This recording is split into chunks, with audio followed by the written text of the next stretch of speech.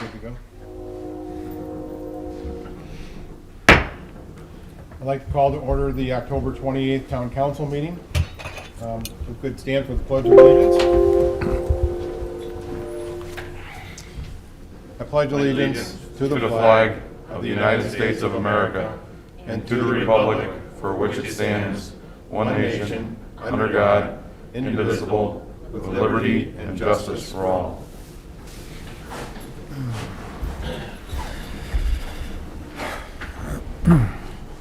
A roll call, please. Brian Blazak, Present. Paul Panzak, Here. Wayne Pondinas, Present. Michael Schilling, Here. Gerald Swets, Here. Craig Phillips, Here. Dave Westland, and Beth Hernandez, present.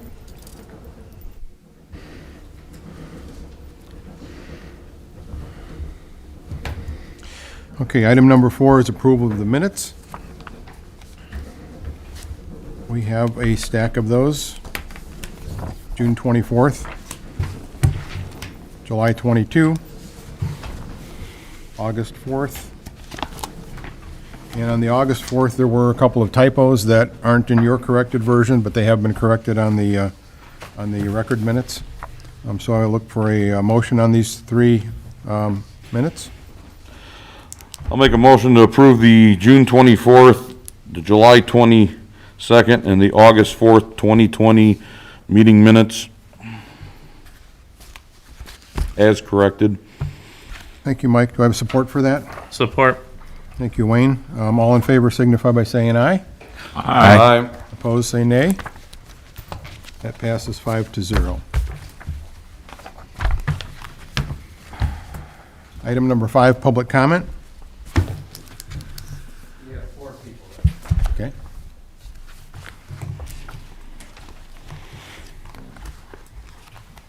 Carl Torn, please come up forward and state your name and address, please.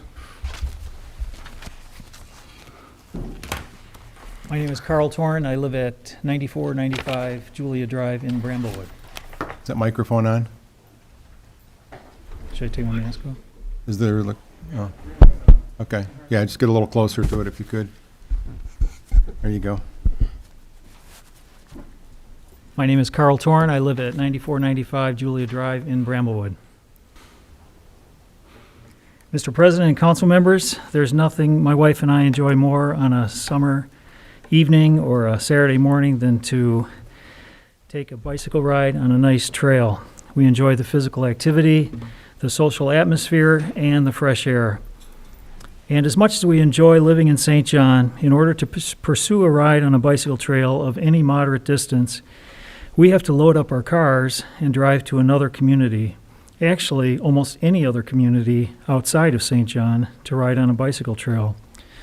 Munster, Highland, Hammond, Schererville, Crown Point, or across the state line to Lansing, all of these communities have put significant resources into developing bicycle and pedestrian trails, yet St. John has not. Bicycle trails are a significant source of pride for a community and are frequently featured on their websites. Even the homepage of our own St. John, Indiana, says, an extensive bicycle and pedestrian trail winds through lovely subdivisions. Now, as far as I can tell, our town of St. John has only about 5 miles of bicycle trails.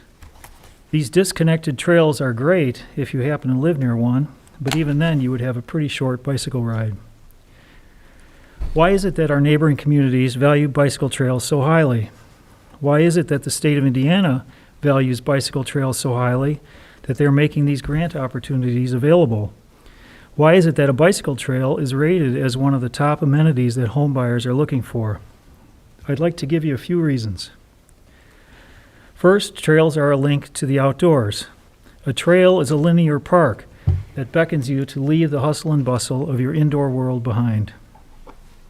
Next, a bicycle trail promotes, well, bicycle riding, as well as other outdoor recreational activities. The health benefits of access to a bicycle trail have been well established. Residents who have close access to a bicycle trail have increased levels of physical fitness, lower rates of obesity, and better overall health. My last reason should warm the heart of anyone who lives in St. John right now, whether or not you ride a bicycle. Access to a bicycle trail has been shown to substantially increase property values. Close to home, the new 606 bicycle trail in Chicago caused property values to soar 11 to 22% for properties that are within a half mile of that bicycle trail, the new trail. I cannot think of anything else that a town can do that would match such an increase. I cannot think of anything that a town can do that can match such an increase in the attractiveness of each and every house in the community. Ginny Visdal.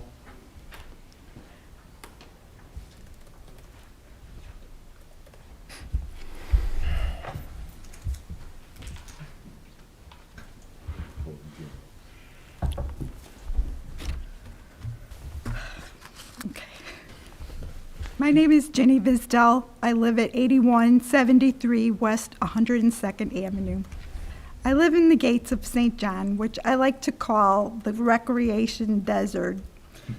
Besides having no parks nearby, we also don't have any bike or walking trails.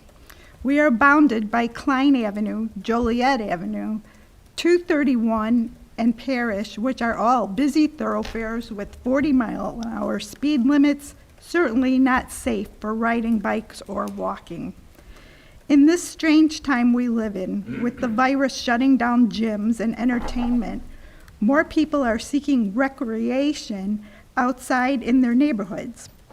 Last year, the town put a walking path next to the soccer field. I was so excited to see this, but it's only 2 blocks long. You would be surprised by the number of people who use this small path for the lack of safe spaces. Joggers, moms pushing buggies, couples out for a walk. There's a huge influx of young people coming to St. John. The new generation is interested in health and fitness and safety.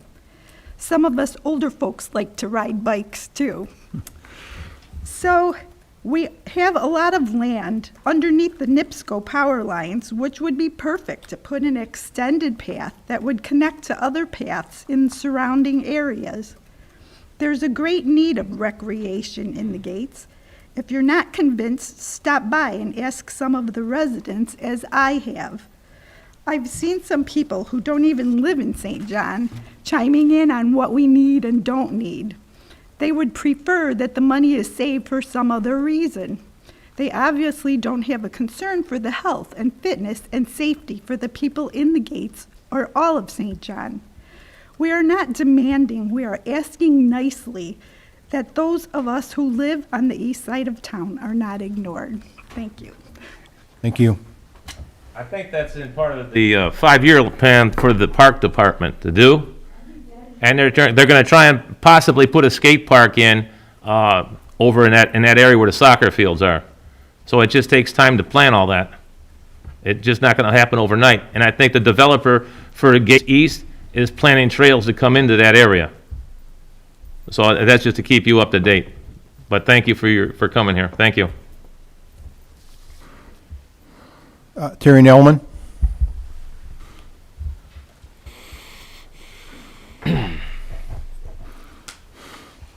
Good evening, council.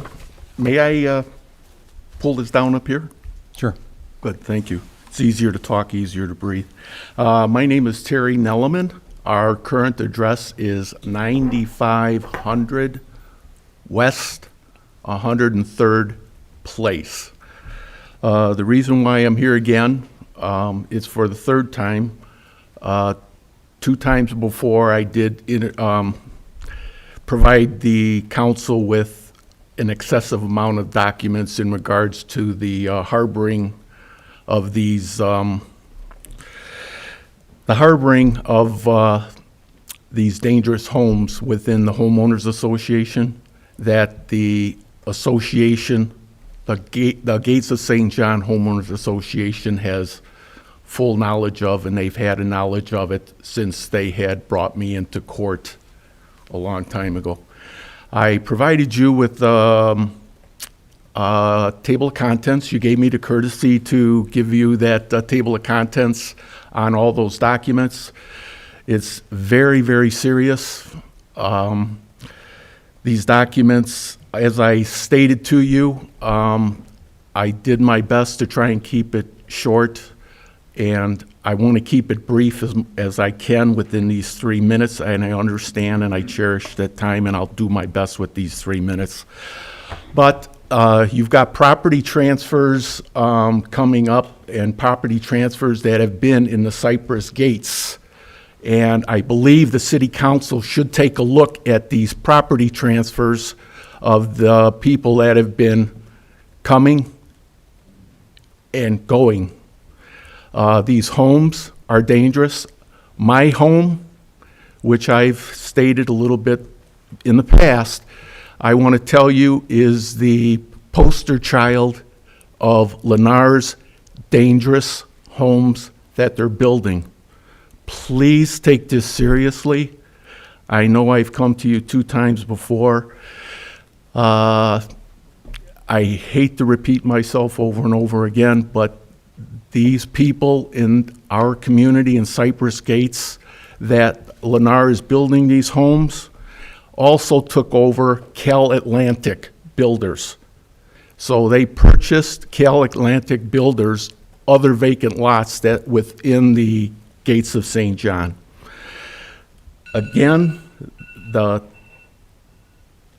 you could not imagine what these homes are like, and I have the poster child of this dangerous homes being built.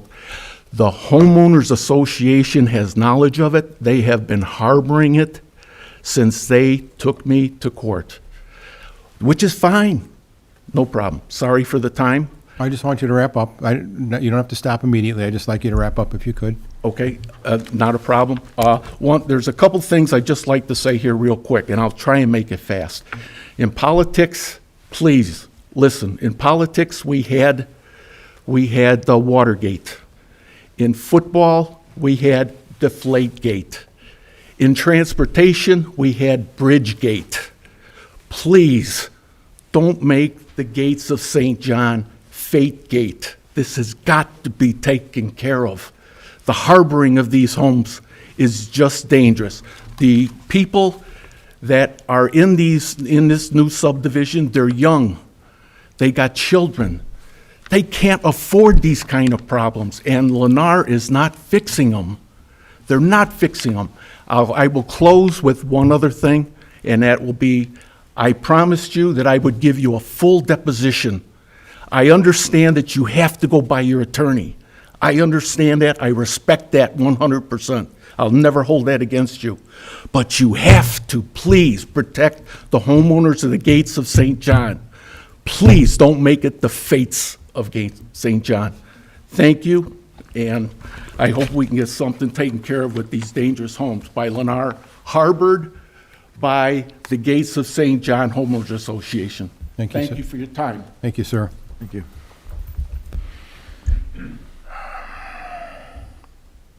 So in answer to both Carl and Jenny, as far as trails and bike paths, we have an item on our agenda for this evening, so we will talk about that. I would also encourage you, like Wayne said, there's some things that are in the planning works and things like that. We've got a comprehensive plan, master plan, and a park plan. Those are both on the town's website, which kind of show what our goal is for developing parks in town. So hopefully we can get the money to do some of those things. So. And Jerry, would you consider, and I don't know if that would be considered a bike path, but there is a sidewalk that goes all the way down the Main Street Parkway, all the way through the gates from Joliet all the way to 109th. I mean, that's something that they could use, and I do believe the developer, it was blacktop at one time, and he made it all into concrete. Yeah, I think it's a little wider than a normal sidewalk. Right, it's wider, so, The important thing is that we have a plan. right, It's on paper, and so Yeah. hopefully It we can takes start time. building towards that. Okay. We have been building towards it. One unfortunate thing, you brought up the north parts of the county that do have bike trails. They have a lot of abandoned railroad easements that they run these bike paths down. Unfortunately, when we get down to St. John, we don't have a bunch of abandoned continuous properties to put bike paths.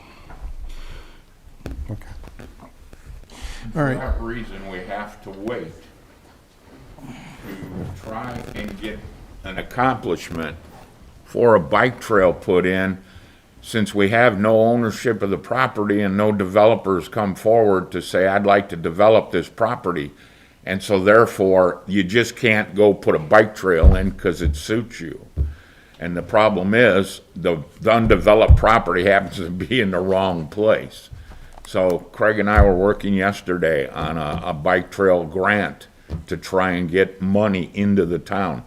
Bike trails, for those that maybe aren't aware, are very, very expensive to build. I had one that the previous administration wanted to put in behind my house, 3 blocks long, and by the time it was designed, it was almost $500,000. And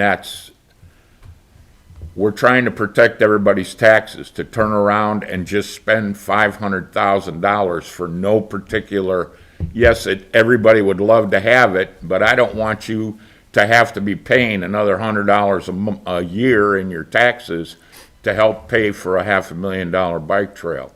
It's not prudent, and as far as we're concerned, to spend that kind of exorbitant amount of money because people want it today. We're working towards the future, and that's what the plans are. And Craig and I worked on it yesterday. We're looking for a grant for about $600,000. That's a section of bike trail. It's not going to be miles of bike trail, but for $600,000, you don't get a bunch. Can I ask a question? Sure. Who owns the power lines and the land underneath that? Does the town own it? the microphone, please, and Sure. state your name Yeah. and address? Robert Visdell, 8173 West 102nd Avenue. Who owns the land underneath the power lines? And they connect all the way through the whole town. I lived in Tinley Park for 30 years in Illinois. We had a bike trail 1 block from our house that connected everything, and it went under the power lines. Who owns that property? If the town owns it, then we already got the land. If not, who does own it? We don't own the property under the power lines. Most likely the farmers own most of it under the power lines. There is a section where we do have a bike trail that is parkland, but that's on the west side. That was from, would be Bull Run Drive all the way out to White Oak now. That's park property that they did run a bike path. Can't you get whoever owns it to just let you build they're not gonna Well, use you it have for to- anything else. you have They to don't give 'em put corn stalks or to anything give- underneath there. give Why 'em can't the you just property put a that- why can't the power company or the farmer who owns it just give you guys access to it and let us put a road in there that's just gonna be a bike path? I mean, we had them in Tinley Park, Illinois, that went everywhere. And everything was connected. I don't understand how it can cost so much money and you can't even get anybody to agree to go along with what we want. And the way this town is growing and everything, the way it's getting bigger all the time, this town looks exactly like Tinley Park did 30 years ago when we first moved in there. We had like 15,000 people, and within about 5 years, there's like 30,000 people, and the same thing's happening here. And if we don't stay ahead of it, we're gonna end up where you're gonna have all these people and nothing for them to use. So what these other people were talking about is a fact, and that's what we really need you guys to do. Instead of saying it's costing so much money and everything, we need to get it done. We are working on getting it done, but Mr. Blazak said he's trying to keep the taxes down too. Illinois people are coming here, they're coming from all over the country, but their taxes are high. You don't Well, want to if you're have just high gonna talk taxes. about the taxes and say that, it's not gonna cost anything to build it. Everybody knows it's gonna cost money, and you're already paying 1/3. We're paying 1/3 of what we paid in Illinois for taxes. So if it goes up a little bit, I'm sure everybody could afford that, just to have something that we could all use. Thank you, sir. You're welcome. Mr. Chairman, if I may, You, please. just a little bit of rebuttal to some of the comments.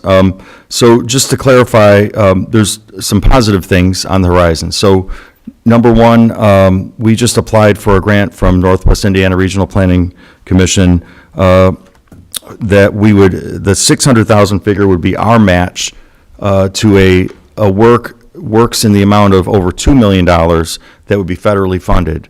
And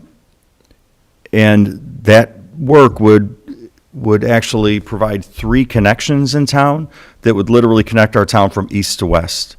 So there's 3 missing segments The application is for those 3 missing segments. They would be a game changer for our town as far as connecting.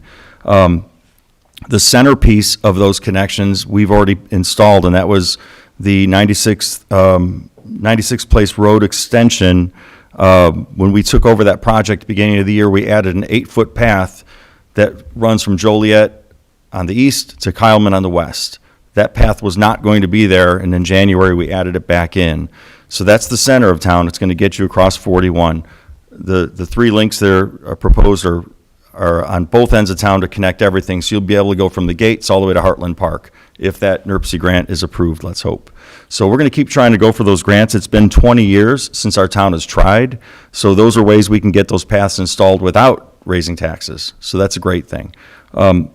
Secondly, regarding the NIPSCO lines east of Klein, that is part of the East Gates annexation area. So that's already been looked at. There is to be a path through the portion of East Gates that's in town. However, that path runs over 100 driveways. It's really not a good path. So we will be pursuing a path, hopefully, to go under those NIPSCO lines, but that'll be once the annexed portion of East Gates is sorted out. It's currently not platted, so, and that would connect our town to the Cherville end of things, the Christmas Tree Farm, and their bike trail system. So that gives us better eligibility with the Planning Commission. They understand we want to make that connection at some point as well. So there's definitely things in the works. I fully support it, especially when we can get that federal funding that we've all contributed towards in the first place. And I'm happy that St. John's finally going after it. It's a competitive process, so we can't we can't say for sure if we'll get it, but we're trying. So hopefully that gives a little more information. Thank you. And let me add one little piece, and that is, of the 2 million plus we're going after, that's federal money. It's not gonna be there next week or next year. It's years away. They plan 5 years in advance when they're giving away money. So therefore, if you even qualify, you've still gotta wait 5 years to get the money. And $2 million for what Paul's talking about is a bunch of operating money and a whole bunch on your income tax if the town was just to go out and spend it. So basically, I'm just trying to give you a little bit of highlight about what's involved in actually getting these things accomplished. We'd like to do them all tomorrow for you, but, you know, it's just impossible. Okay. Yes, sir.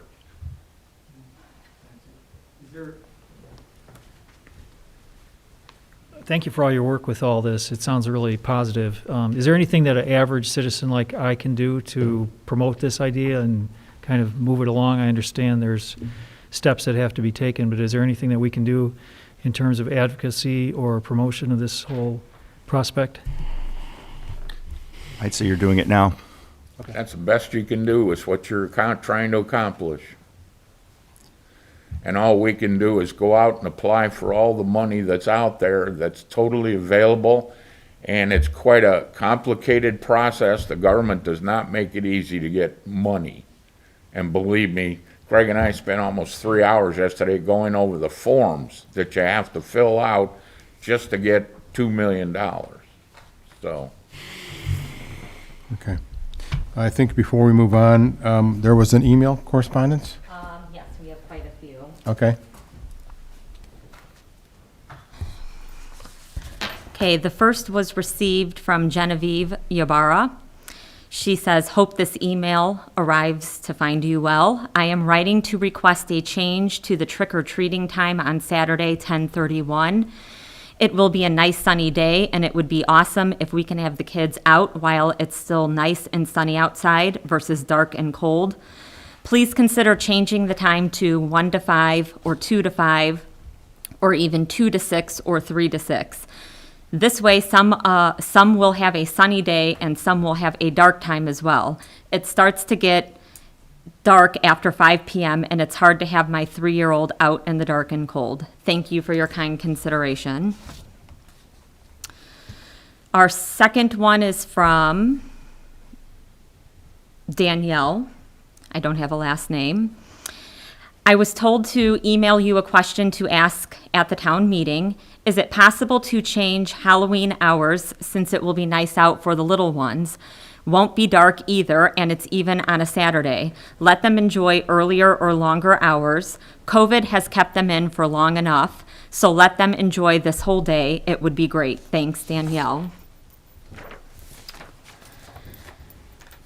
The third email is from Kevin Kreis. Council members, my name is Kevin Kreis. I live at 9705 Julia Drive in Bramblewood subdivision. I've attended most of the Plan Commission meetings regarding this development, and he's referencing the Preserve West, which recently had a favorable recommendation. I wanted to share a couple photos regarding the proposed rezoning of 134 acres of the Preserve West. My neighbors and I understand that Schilling purchased the land and will develop a nice subdivision. However, these trees pictured are over 100 years old, and we will never see this type of density or natural landscape again. There's obviously concern for the natural aspect as well as the abundant wildlife in the area. We have even spotted eagles in the area this summer. I know there was once talk of a tree committee. We would love to hear input from someone, if this committee exists, on the impact of the area if these trees were removed. Is it possible to preserve most of the trees through an HOA or request Schilling to provide a park? These are just some ideas we are hoping they would consider. We are also concerned about the density and impact of the additional homes that it will have on traffic, water, public works, safety, police, fire, schools, drainage, and flooding issues. These topics come up repeatedly during public comment, and rapid growth of the town has sparked concern among most residents. We are just asking to please consider the impact of another large subdivision to the area as well as the residents. Thank you for your time and public service. We received an email from John White. I am emailing you as a resident and also business owner of St. John to show support for the expansion of bike walk paths in town. I and many other residents have spoken with would truly love to see the bike paths built out and connected to offer a safer way of travel and also more activity to be able to be had in town. As you continue to build on the new downtown area, which is exciting, I think it is great to consider the ability to allow residents to be able to walk or bike to this location. This would lower traffic as well as offer less congestion in parking and road wear and tear. On top of that area, I think it would be great to eventually have a future plan to connect other paths to offer the town this great benefit of a full bike path. I am lucky in one aspect where I can occasionally bike from my home directly to my business in St. John. I am able to get on a path that connects by Midwest and take it up the power lines and come out near First Midwest Bank. And then I need to cross the street at the light by Strax and then bike into traffic from there. That is essentially the entire path we currently have. It's roughly 3 miles. It's not nearly enough to do much, if any fitness, or truly connect you to any actual businesses in town at all. I hope you consider the extension of pathways moving forward. I think as a younger resident, it means a lot to me to have one. I am constantly traveling to Crown Point to bike for basic distances. Dr. Mary Taylor from Lake Hills. I am writing to address the pathway project. I watched the last park board meeting, which I thought was a disgrace, where Jerry Sweats and the town manager attempted to mislead the park board into spending park funds for trails that are not on their property. I was shocked to see it on this evening's agenda, as it was claimed the approval of funds had to be done that evening. I am hopeful that this council will be pledging their own funds, as the park board attorney specifically pointed out that the town council had no authority to commit park funds. And the last one is from Mr. Bill Purcell. It has come to my attention that you intend to vote on item Q, which consists of giving retired Officer Schreiber the service weapon he used as a St. John policeman prior to retirement.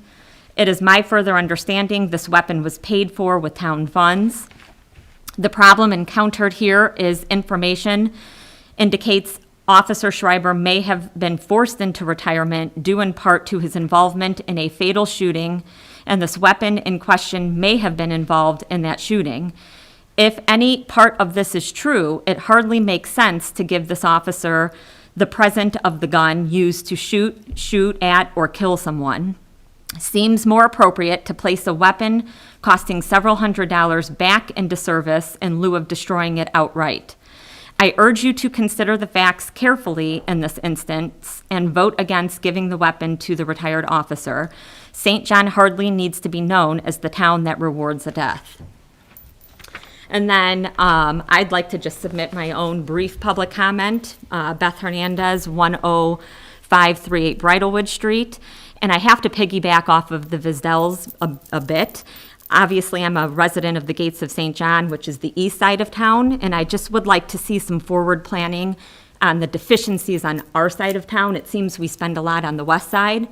East side is very deficient. We don't have parks. We don't have much recreation over there. It's been listed in the comprehensive plan and the park master plan that the east side is deficient, and so I would just like consideration on the east side of town as well as always on the west side of town. Thank you. That's all? Yep. Thank you.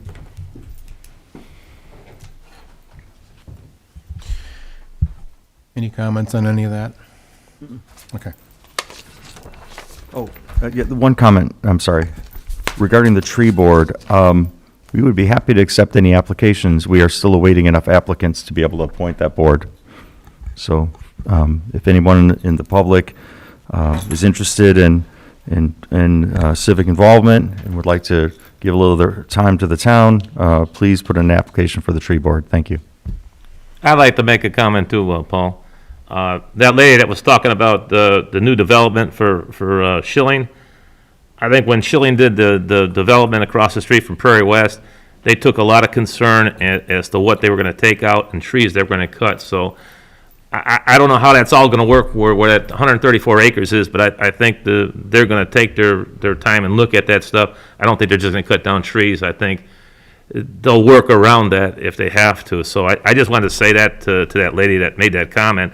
Schillings did a good job with the Continental.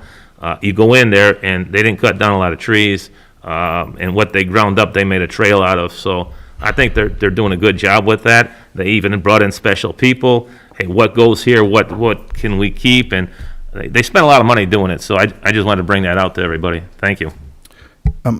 Wayne, thanks for making that comment. In fact, I believe Mr. Slager's here representing them. So, and I was going to expand on that a little bit when that subject comes up, what was worked out in the Plan Commission, because there was quite a bit of back and forth and progress made in that. So I think we'll cover that in great detail pretty soon. Okay, good. Thank you. Okay. So then, before we move on to the agenda, I have one item, and it's a letter that I received. I received a letter from Fire Chief Fred Woolman, indicating that he's going to be resigning his position and retiring as the police chief at the end of the year, December 31. So I'm going to take this letter and refer this to the safety board for their action. But Chief Woolman has been a fireman in St. John for 40 years. 25 years as the chief of St. John Fire Department. He was our first full-time fireman in the town. He was the first full-time chief in the town. And he has also been an EMT and responded for 36 years. And so for years of service, I would like to thank Chief Woolman for his years of work and look forward to working this through the process. Chief, thank you.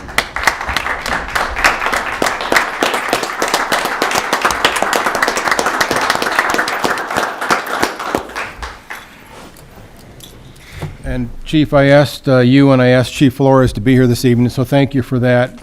I'm not going to drag you through the meeting. I really just wanted you here for that announcement, and so I'm actually going to dismiss both of you unless you have anything else that you want to bring forward. So thank you very much for being here. I appreciate it, and it's been a great opportunity. Like I said in my letter, it's given me an opportunity for 40 years to serve the residents of the town and our neighbors and all the rest, and it's been a great ride. I have no complaints. And all the problems that we have had and some of the great things that we've done, If I knew every one of them right now, I wouldn't hesitate to start the 40 years all over again. I'd probably just be a little too old by then. That would be it. But thanks a lot for your recognition, and I appreciate all that the town has done for the people here and for the fire department and stuff too. You've earned it and deserve it. Thank you. Okay, good evening, everybody. Thank you. Won't there be a formal recognition at the safety board as well? We'll get that.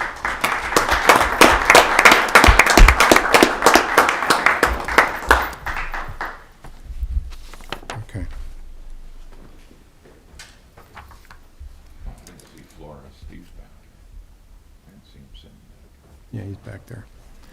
All right, I would like to move on. Public hearing. Item A is a resolution 2020-10-28C, which is a resolution approving and authorizing additional appropriations for fiscal year 2020. Mr. Westland, proof of publications?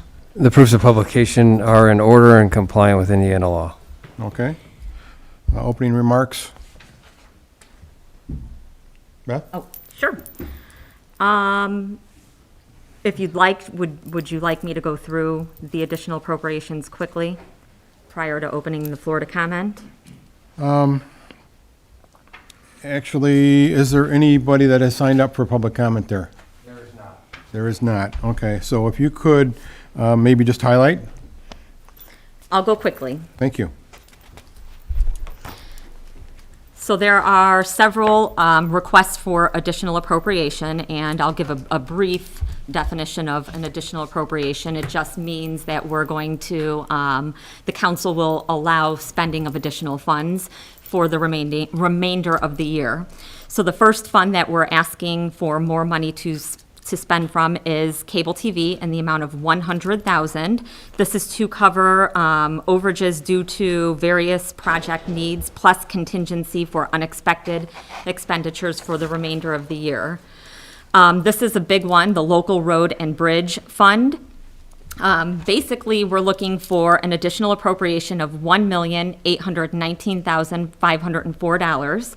What this will cover is the town's match of $926,192. And then we received an NDOT payment for their portion of $893,311. Of that, I believe we're using $457,241. So therefore, we will be returning to NDOT $436,000. We have to request the entire amount so that we can go ahead and make those distributions. We have an additional appropriation request for Fund 274, which is the asset forfeiture fund of the police department. They are requesting $6,500 for tasers and accessories. Seat It. We are requesting $3,650, and this is to cover our paying agent fee for the 2014 redevelopment lease. Fund 204 is our Parks Department. They are requesting a total of $16,000.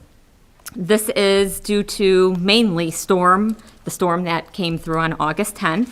They needed to replace bleachers and fencing at Heartland Park, as well as a new controller at the Huron Lake Splash Pad. They did receive insurance payments for those two items in the amount of $5,719 for Heartland Park and $2,785 for Huron Lake. So this is just to make sure they have the funds to spend that insurance money and the funds to finish off the payment. Riverboat needs $130,000 to cover the remainder and contingency for road impact fee, consulting and engineering costs.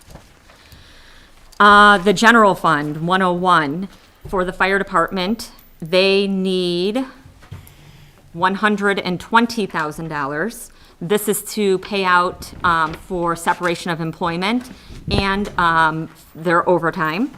And then the police department needs $55,000, and what they did this year is they added on the SAVE ARM grant, so we have to be able to pay our officers who are working that grant, and they also had a separation of employment that we needed to pay out. Solid waste needs $7,500. This is for our Regency Technologies, which is our electronics recycling program. This is just for anticipated additional fees for services for the remainder of the year. Fund 257 is our Lowit one-time special distribution. We received this back in 2016. At a prior town council meeting, I think August maybe, you guys approved Lancer Park, which is a town-owned park, the basketball courts, to come out of this fund. So we need $20,000 to pay for that. 265 is our sanitary district. 363,552 is for the US Highway 41 relocation project, which includes change order number 1. 282 is that special events fund. That needs $1,807. This is for expenses for Words on Wood, Yoga in the Park, a Beanbag League, and a potential additional Words on Wood event this year. LRS is local road and street. We're asking for $111,005. That's to cover 80% of our required street salt. Doesn't necessarily mean we're going to use 80%, but we can't anticipate what the winter is going to look like for the remainder of this year, so we want to have the money there in case we need it. CCI, $27,000. This is for the department telephone system upgrade. All department telephone system upgrade, I should specify. 275 is our police department special revenue fund. They're asking for $7,610, and that was for the outfitting of our new K-9 police vehicle. Lastly, we have CCD, $30,888, and this is for the Dodge Durango police K-9 vehicle that was approved in 2019 and didn't become available until 2020. Is that the one that's on the docket for tonight? I believe so, yes. And it's brand new? How It's old- brand new. How old's It's- the other one? The one you're getting rid of? 5, 6 years old? Do you know how old Canine Shane's, car, Shane's That's prior old. car? 7 or 8 years Oh, old, it's that old? Okay. the 2013, so whatever, 7 years old. There were 3 vehicles, just to let you know, you'll see them coming through. This was one. 2 more were kind of put on hold due to COVID and the plant shutting down. So according to Chief Flores, those are we're hopeful that we're going to receive those this year, so you may see 2 more come through. I was gonna say, what do we have in the budget next year? None? You had police cars in their, they had police cars in their 5-year plan. I think it was 3, if I remember correctly. No, I mean Oh. just next year, not for 5 years. No, next year, I think, within the 5-year plan, Oh, they next still year, have 3 in next I year's believe budget? they'll get 3 police Okay. cars, but don't quote me on 3. It's either 2 or 3. Just curious. I think we're still short one that We're we're short trying to too, get- that they're still this year. coming in. Right. Yeah, 2 more will still come in this year. Okay. This is one of 3 for this year. And the money's already set aside for those? For the other 2, the money is already there. Yep. Okay. So, opening the floor to public comment, but there are no one signed up. No one has signed in. Okay, so then I will close the floor to public comment. Item 5 would be town council action. So I'm looking for a motion to consider a resolution 2020-10-28C. So moved. That's a motion to consider adoption Yes. by Wayne. Is there support for that? I'll second that. Thank you, Mike. All in favor signify by saying aye. Aye. Aye. Opposed, say nay. That passes 5-0. Thank you.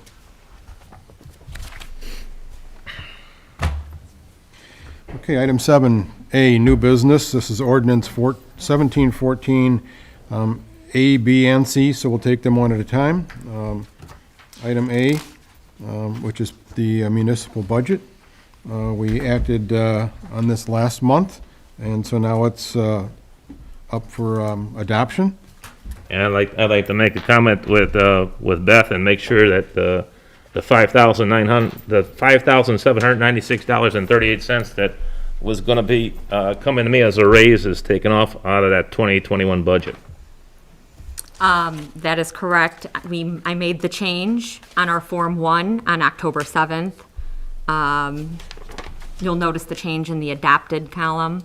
And then that carried forward to our new Form 4, which is the ordinance that you're passing tonight, 1714A. Okay, any other comments? Then I am looking for a motion to adopt ordinance 1714A. So moved. Thank you, Brian. Is there support for that? Support? Thank you, Wayne. All in favor signify by saying aye. Aye. Opposed, say nay. That is approved 5-0. We will look at ordinance 1714B, which is also part of the town budget. I believe B is the waterworks, correct? Water district? Okay. So do I have a motion to adopt 1714B? So moved. Thank you, Brian. Is there support for that? I'll second that. Thank you, Paul. All in favor signify by saying aye. Aye. Opposed, say nay. Just to be clear, Mr. President, that was sanitary. I'm sorry? Just to be clear, that was sanitary. That was sanitary, I'm sorry. Correct. So 1714B is sanitary, okay. So that is approved 5-0. Then we'll go to 1714C, which is the water district. I get it right this time. Do I have a motion to adopt ordinance 1714C? Again, so moved. Thank you, Brian. Is there support for that? I'll second again. Thank you, Paul. All in favor signify by saying aye. Aye. Nay? Anybody? That is approved 5-0. Item B, ordinance 1715. This is the second reading, which is an ordinance amending the, sorry. 1715 on second reading, which is an ordinance amending the emergency medical service and ambulance rate fees. Do I have a motion to consider ordinance 1715 on second reading? I'd like to make a comment. I stand with how I did this last month. I think we should stair step it. And my concerns are with COVID and people losing their jobs. I don't know if that's a good idea. I'd like to stair step it, but that's my idea. And I think that Chief Willman had recommended that, and he's a department head. He knows what goes on with that. He's here all the time. That's my comment. I think that that might be a good way to look at this. But you guys are, have your own opinions, so it's up to you. I don't recall. Mike, did you recall that in our meeting with the chief? No. I didn't, okay. All right. I know you were concerned about the rates, and I think I asked at the last meeting, when Eric from Baker Tilly was here, what would be the implications of that, and it would short our funds a little bit, so, okay. Well, and I know Mike had talked to me about it, and we looked at the pricing throughout the other communities, and we are low. We haven't raised the prices, but I don't see any reason why we can't stair step it, but that's just me. Okay. So do I have a motion? So moved. All right, so there's a motion to consider ordinance 1715 on second reading. Is there a second for that? I'll second that. Thank you, Mike. All in favor signify by saying aye. Aye. Opposed, say nay. Hey, That is approved 4-1. Then we will look for a motion to adopt ordinance 1715. And do I have a motion for that? I'll make a motion to adopt I'll second it. Thank you. ordinance number 1715. Thank you, Mike. Thank you, Brian. All in favor signify by saying aye. Aye. Opposed, say nay. nay. That is approved 4-1. Item C, ordinance 1716, which is an ordinance establishing fines and penalties for illegal connections and/or tampering with the town of St. John's water system. Craig? Any comments on this?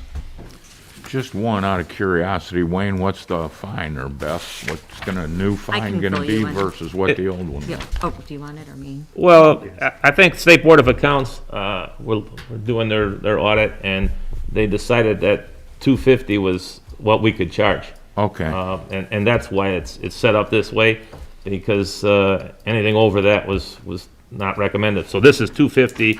$250 a day per incident. Oh, So per it can day. keep on going, if they don't fix it. Well, I remember us having discussions previously about $500 fines. Is that Right. just for a different infraction? It's the same thing, but State Board of Accounts said that. Oh, okay. You can't go that So high. you got pulled back? Right. All right. Yes. Okay. Yes. Water tampering's one of our larger I was gonna say, I remember talking with Wayne and he said violations. Right. $500. And so it would be nice to have our ordinance match what we can actually charge and not send out an ordinance with a letter that says we're charging 500 when we're charging 200 per day per incident. Was this Right. their last audit, Beth? 50. Yeah. Did I say 200? Yeah. Okay, 250. Was this during their last audit they It came up with was this? yes, it was during audit period 16 and 17. It's basically, we don't have a town court. Right. If we had a town court, we could collect and set any fees. We don't have one. So the So state 250 sets is the them. max. Okay. Yep. Any other questions? So do I have a motion to consider ordinance 1716? So moved. So moved. I'll second it. Are we doing it on first reading or on first reading only? The motion? Is there any urgency to adopt this tonight would be my question. The only urgency would be if somebody Right. between now and 1 month from now tampers their water. Okay. And I think is the ordinance already written, Dave? It's already in place now, right? It is. Yeah. Okay, So thank we you. can approve it. Thank you. Yeah, let's approve, let's. Yeah, It's let's more of do a it. correction Okay, so than then, anything. so then what I'm looking for is a motion to consider ordinance 1716 on first reading. So moved. Thank you, Brian. I'll second. Thank you, Wayne. All in favor signify by saying aye. Aye. Opposed, say nay. That is approved 5-0. So then I will be looking for a motion to adopt ordinance 1716 on first reading. So moved. Thank you, Brian. Do I I'll second. Thank you, Wayne. All in favor signify by saying aye. Aye.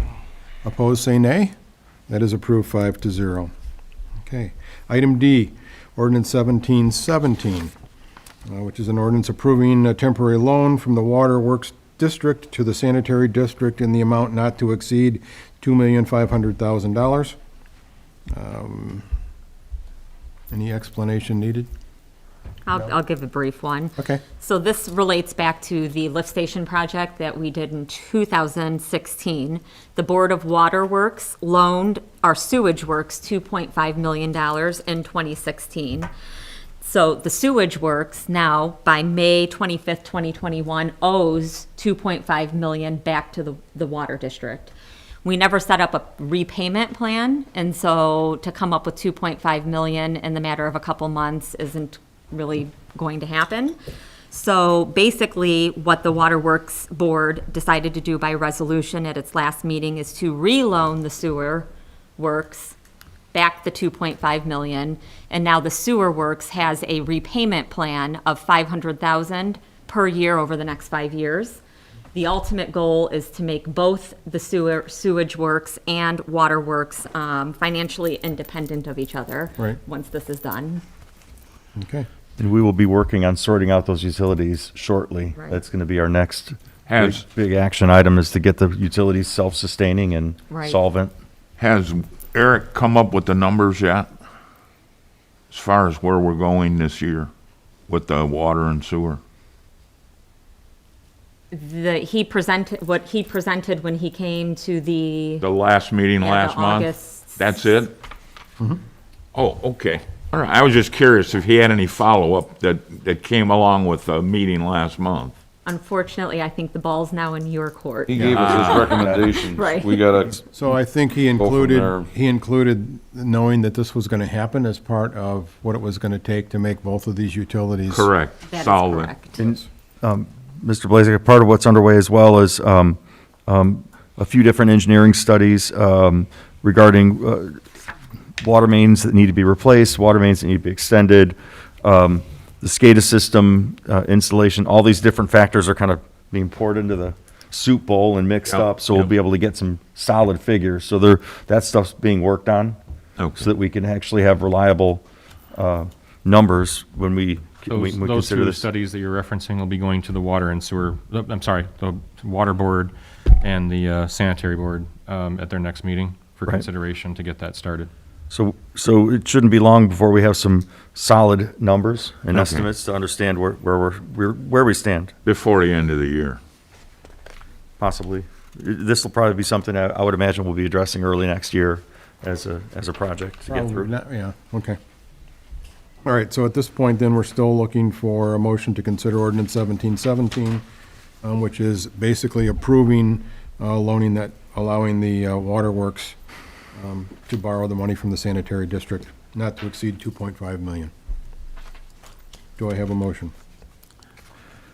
So moved. Is there support for that? Second. Thank you, Wayne. All in favor signify by saying aye. Aye. Aye. Those opposed say nay. That is approved 5-0. And so then I will also be looking for a motion to adopt ordinance 1717 on first reading. So moved. Thank you, Brian. Is there support for that? I'll second that. Thank you, Paul. All in favor signify by saying aye. Aye. Opposed, say nay. That is approved 5-0. Item E, ordinance 1718, which is an ordinance establishing fees for copies of printed materials such as the subdivision control ordinance, the zoning ordinance, and the comprehensive plan. Craig? So this is simply a request to put in place an ordinance to allow us to establish fees for copies of certain printed materials. Included in this list, obviously, is the subdivision control ordinance recently passed, the zoning ordinance, current and intended to be revised in the future, and the comprehensive plan. So I believe, if I'm not mistaken, state statute allows us to charge fees that are reasonably associated with the cost of the actual production of those documents. And based on conversation with our former building and planning director, myself and others, we arrived at the fee of $50 for each of these documents. They're about the same size each, so that's what's being requested of you tonight, is to be able to recoup the costs associated with producing those documents. There are a lot of builders and developers in town who like to have a paper copy of these documents. It is something that we do distribute, so this is in order for us to control some of the costs associated with that. Okay. Any other questions or comments from the board? Just like to make a comment that these documents are available for free on our website. So if someone chooses to come in and ask for a nicely, bound paper copy, that they should incur that cost, because they could still get it for free if they'd like to print it themselves. Thank you. Okay, with that, I'm looking for a motion to consider ordinance 1718 on first reading. I'll make a motion to consider ordinance number 1718 on first reading. Second. Thank you, Brian. All in favor signify by saying aye. Aye. Opposed, say nay. That is approved 5-0, unanimous. So I will look for a motion to adopt ordinance 1718 on first reading. So moved. Thank you, Brian. Is there support for that? Support. Thank you, Wayne. All in favor signify by saying aye. Aye. Opposed, say nay. That is also approved 5-0. Item F. Ordinance 1719, amending ordinance number 0985, which regulates our building construction, alterations, repairs, location, and use, and establish rules, codes, standards, and fees for permits. So what this is essentially an ordinance. It's kind of housekeeping, I guess would be the easiest way to put this. We received a number of recommendations from the State Department of Fire and Building Services, basically the agency that oversees the issuance of permits at the state level, approvals in at the state level. So they made a suggestion with regard to a number of items that they would like to see amended in the ordinance, and in order to keep with those suggestions, we're putting forth this request to amend these ordinances. Is that considering business licenses too, Craig? I was looking at right now and I didn't see it, but Business license is not a part of That is this. not it's something different, right? It's a different you're talking about document. Business Alright. licenses or contractor registrations, or Okay. they're not a part of this. This is just the building regulations themselves. Any other questions, comments? Okay, so I'm looking for a motion to consider ordinance 1719 on first reading. I'll make that motion. Thank you, Paul. Is there support for that? Second. Thank you, Brian. All in favor signify by saying aye. Aye. Opposed, say nay. That is approved 5-0. And with unanimous vote, we can also then have a motion to adopt ordinance 1719 on first reading. Do I have that motion? Again, I'll make that motion. Thank you, Paul. Is there support for that? Second. Thank you, Brian. All in favor signify by saying aye. Aye. Opposed, say nay. That is approved 5-0. Item G, consider resolution 2020-10-28, which is a resolution transferring monies from fund to fund. Beth? Okay, this goes back to our community crossing grant match. I'll give you a quick rundown of what we're transferring where. We will be transferring $100,000 from Riverboat to the local road and bridge fund, $326,424.20 from CCD to the local road and bridge fund, $200,000 from cable TV to the local road and bridge fund.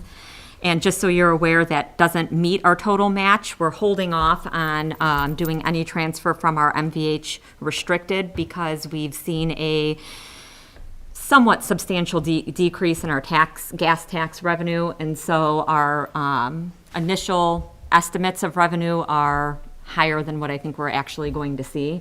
We anticipated around $299,768. I don't think we're going to hit that. Okay. So I want to wait until a little bit later in the year and find out where we're at. Okay. Anything else? Comments, questions, gentlemen? Okay, so I'm looking for a motion to approve resolution 2020-10-28. So moved. Thank you, Brian. Is there support for that? I'll second it. Thank you, Mike. All in favor signify by saying aye. Aye. Aye. Opposed, say nay. That is approved 5-0. Item H, consider resolution 2020-10-28A, which is a resolution amendments to the thoroughfare plan set forth in and a part of the comprehensive plan. Craig? So this request before you tonight is a request to adopt an amendment to the thoroughfare plan, which is an appendix to the comprehensive plan for the town. Basically to add a couple of corridor segments, one of which we have basically been working with developers to create the connection for over the period of the last few decades when as developments occur, and that is the connection of Klein Avenue from the missing section of Klein Avenue from 93rd Avenue down to 101st Avenue. As I said, it's been the practice of the town to work with developers to acquire the right-of-way necessary to make that connection eventually in the future. And as we'll discuss later in the agenda, we have an opportunity to apply for funds, federal funds through the Northwest Indiana Regional Planning Commission to hopefully offset a significant part of the impact of the cost necessary to make that connection. But in order to do that and receive the total number of points possible for certain questions in that application, we need to have that reflected in our comprehensive plan. And so this request is to add that segment that was just described and just consolidate a couple of the maps that were in the comprehensive plan as well as the thoroughfare plan to take out a couple of segments that are no longer applicable, that can no longer be developed as shown, and then to basically just add an additional segment that would run from Industrial Drive south to US 231 in the area between the railroad tracks. So it's a simple map modification to basically bring us up to date with, like I said, the practices that the town's been using as land develops on the east side of the city, of the town, and also to reflect some of those needed deletions and additions based on where we anticipate growth occurring and where it already has occurred and it's no longer possible to put roads. Okay. Questions or comments? Mr. President, the chairman, the Plan Commission considered this and recommended it. It's simply adding these segments to our roadmap.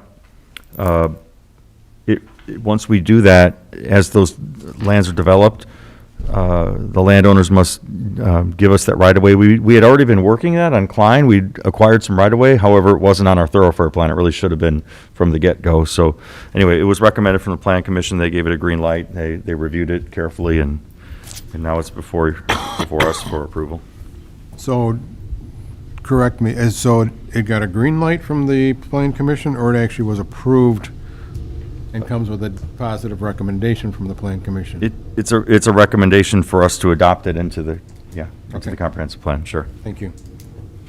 Paul, does this have anything to do with NERC and the grant? It helps that, actually. So, one of the grants we applied for is the Klein Avenue Extension.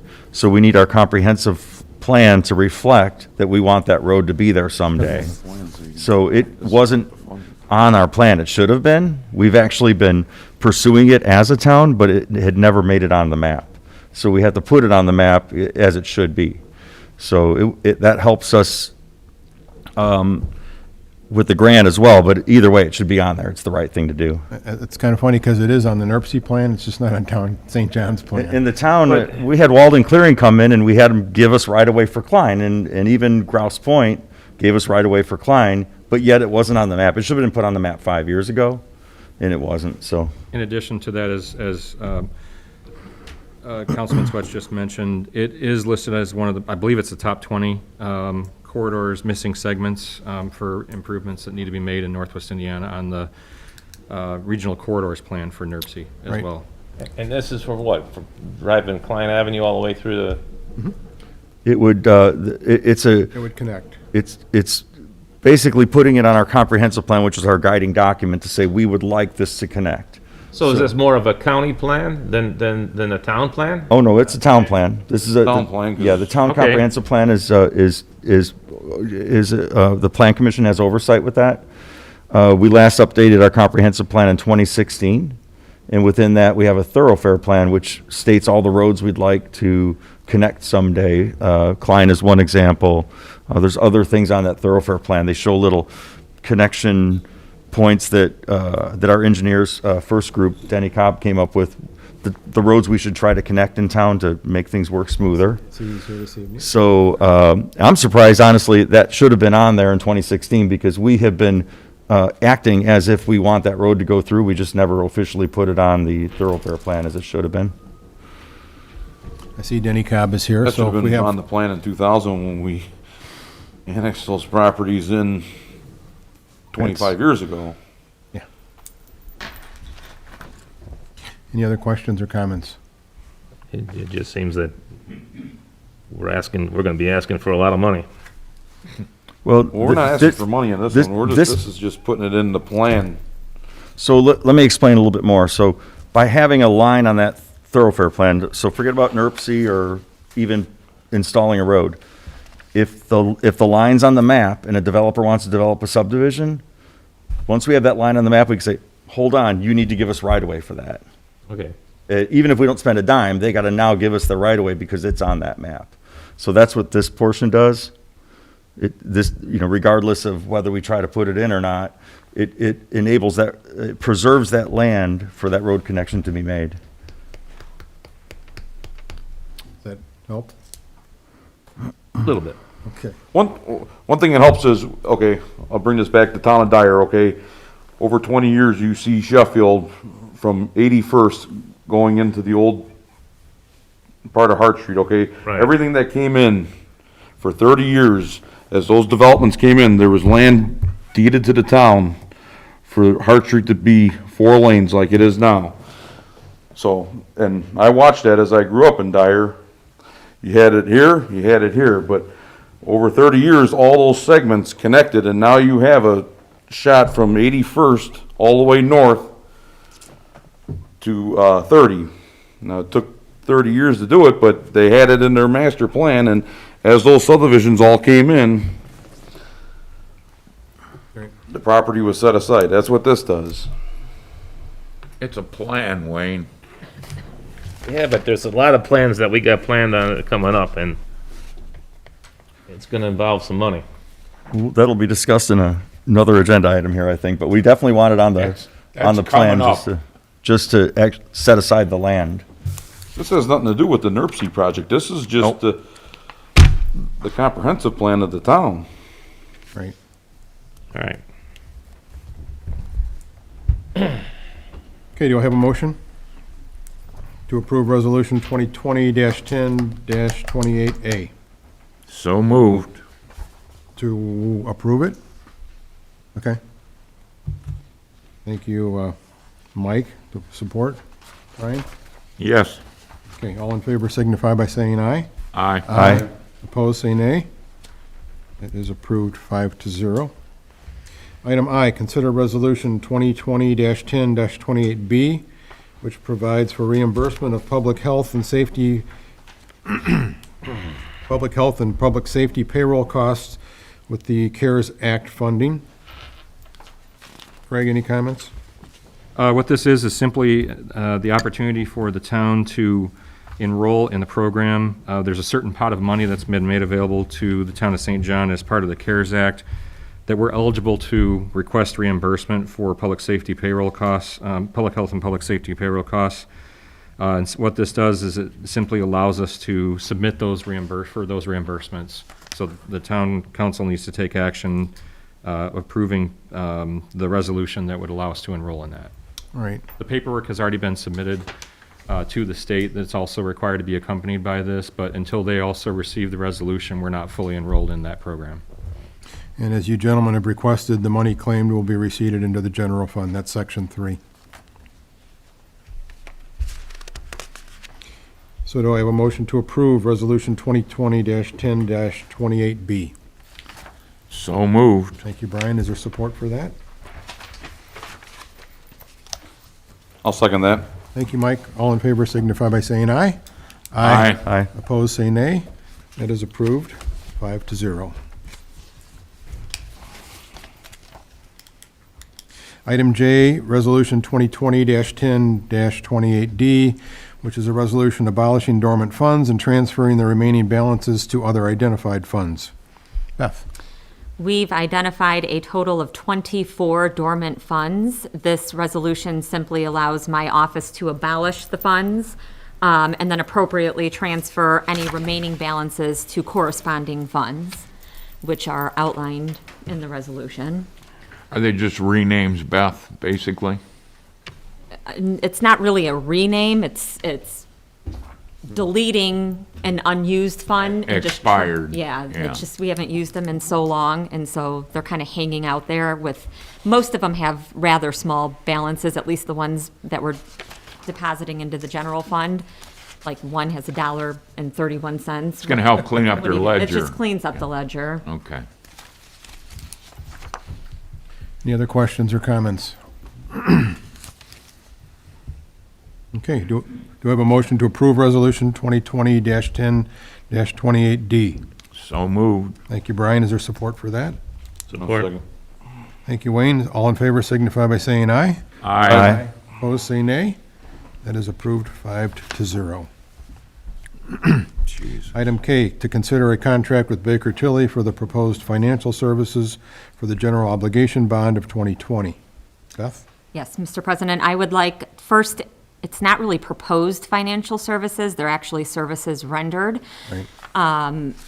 We completed all the work on the GO bond of 2020, and so I think the motion isn't to approve financial services, proposed financial services, but to maybe ratify, and Dave can chime in on this one, ratify the contract for services rendered. Yeah, in light of the fact that they've already performed the services, the motion should be to ratify the contract with Baker Tilly for financial services for the general obligation bonds of 2020 and authorize the town council president to sign. So there's nothing going forward as far as this goes where they need to continue to maintain that? That's correct. Okay. So this is just the work they did on putting the bond together and? Yes. Okay. All right, thank you. So I'm looking for a motion to ratify the contract with Baker Tilly for the proposed financial services for the general obligation bond of 2020 And authorize the town council president to sign. So moved. Thank you, Mike. Is there support for that? Second. Thank you, Brian. All in favor signify by saying aye. Aye. Opposed, say nay. That is approved 5-0. Item number L, consider approval of a financial commitment for the local match to the Northern Indiana Regional Planning Commission for the Klein Avenue Extension Project in the amount of $1,687,500. Craig? Okay, so what this is every 2 years, the federal government makes money available to communities throughout the nation. In our case, those monies are doled out through the Northwestern Indiana Regional Plan Commission for various road and related alternative transportation projects. Basically, there's a call for projects, and communities submit applications to receive possible grant funding in amount up, depending on the type of project, anywhere from 70 to 90% of the total funding, based on the funding category in which the money is sought. It's been quite a number of years since, I don't know the last time that we've applied for these funds, but the last time I believe that Town of St. John received any of these funds was in 1997 or 1998, if I'm not mistaken. And the opportunity has been made, possible for us to apply for a substantial amount of the funds necessary to construct projects that we deem are important, for the future of St. John. And consideration of the application being made available about a month ago was when the call became open to the communities to submit applications. At the last meeting, as you know, we approved contract with American Structure Point to submit 2 of these applications. And then we already have a contract for services with First Group to submit, help us submit the third of these applications. And basically, what this is, it's not money that's requested to be spent right now. It's in the event that, as part of the application process, the town receives funds, grant funds, ultimately as a result of the process that's gone through at the regional level. Once we determine what those funds are, we can basically reset and understand, what our local match needs to be. But we have to apply for the maximum amount of funds necessary for a project, and then commit the local match dollars necessary in order to submit our application. The deadline for the submittal of the applications was last Wednesday. So the applications have been submitted, but pending this approval that's necessary to accompany that application. So item L is a request for the local match for the Klein Avenue Extension Project, which we spoke of just a little bit ago. And again, those the total numbers on that project,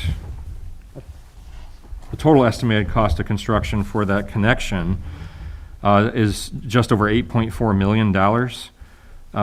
And then you're required to submit commitment of at least 20% of the local match necessary to receive that funding.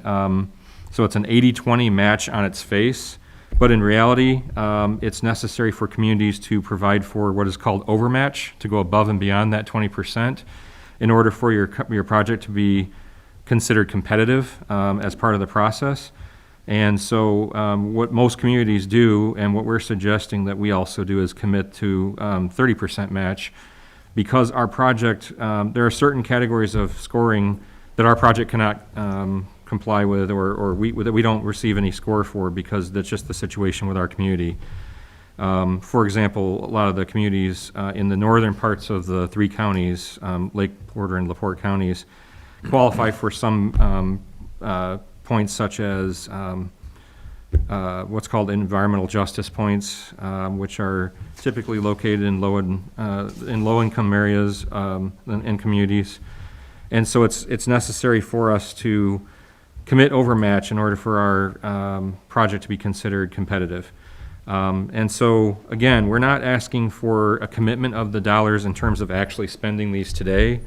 We don't have to spend a dime on anything. This is basically just allowing us to enter into the program, submit an application, and find out how much grant money we could possibly receive for these projects. So, and we don't have to designate what funds we're committing. We can just commit that we're willing to offer up local match funds of general town funds in order to do that. So I think we have Eric Wolverton from American Structure Point on the phone if you guys have any questions about this particular application for Klein Avenue. I think it was mentioned previously, one of the reasons that we're applying for these funds is because this has been identified as one of the top 20 corridor linkages that's needed in Northwest Indiana, and I think it's probably higher than 20.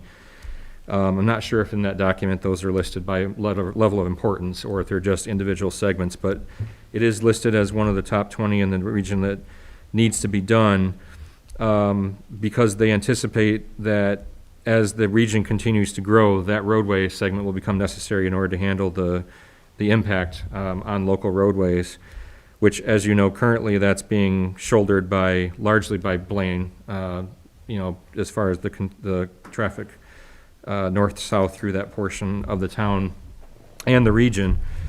And it's not possible for any other community to apply for those funds because it has to be applied for by the jurisdiction in which the segment falls, which in our case is basically completely within St. John, with the exception of small pieces that are in the county.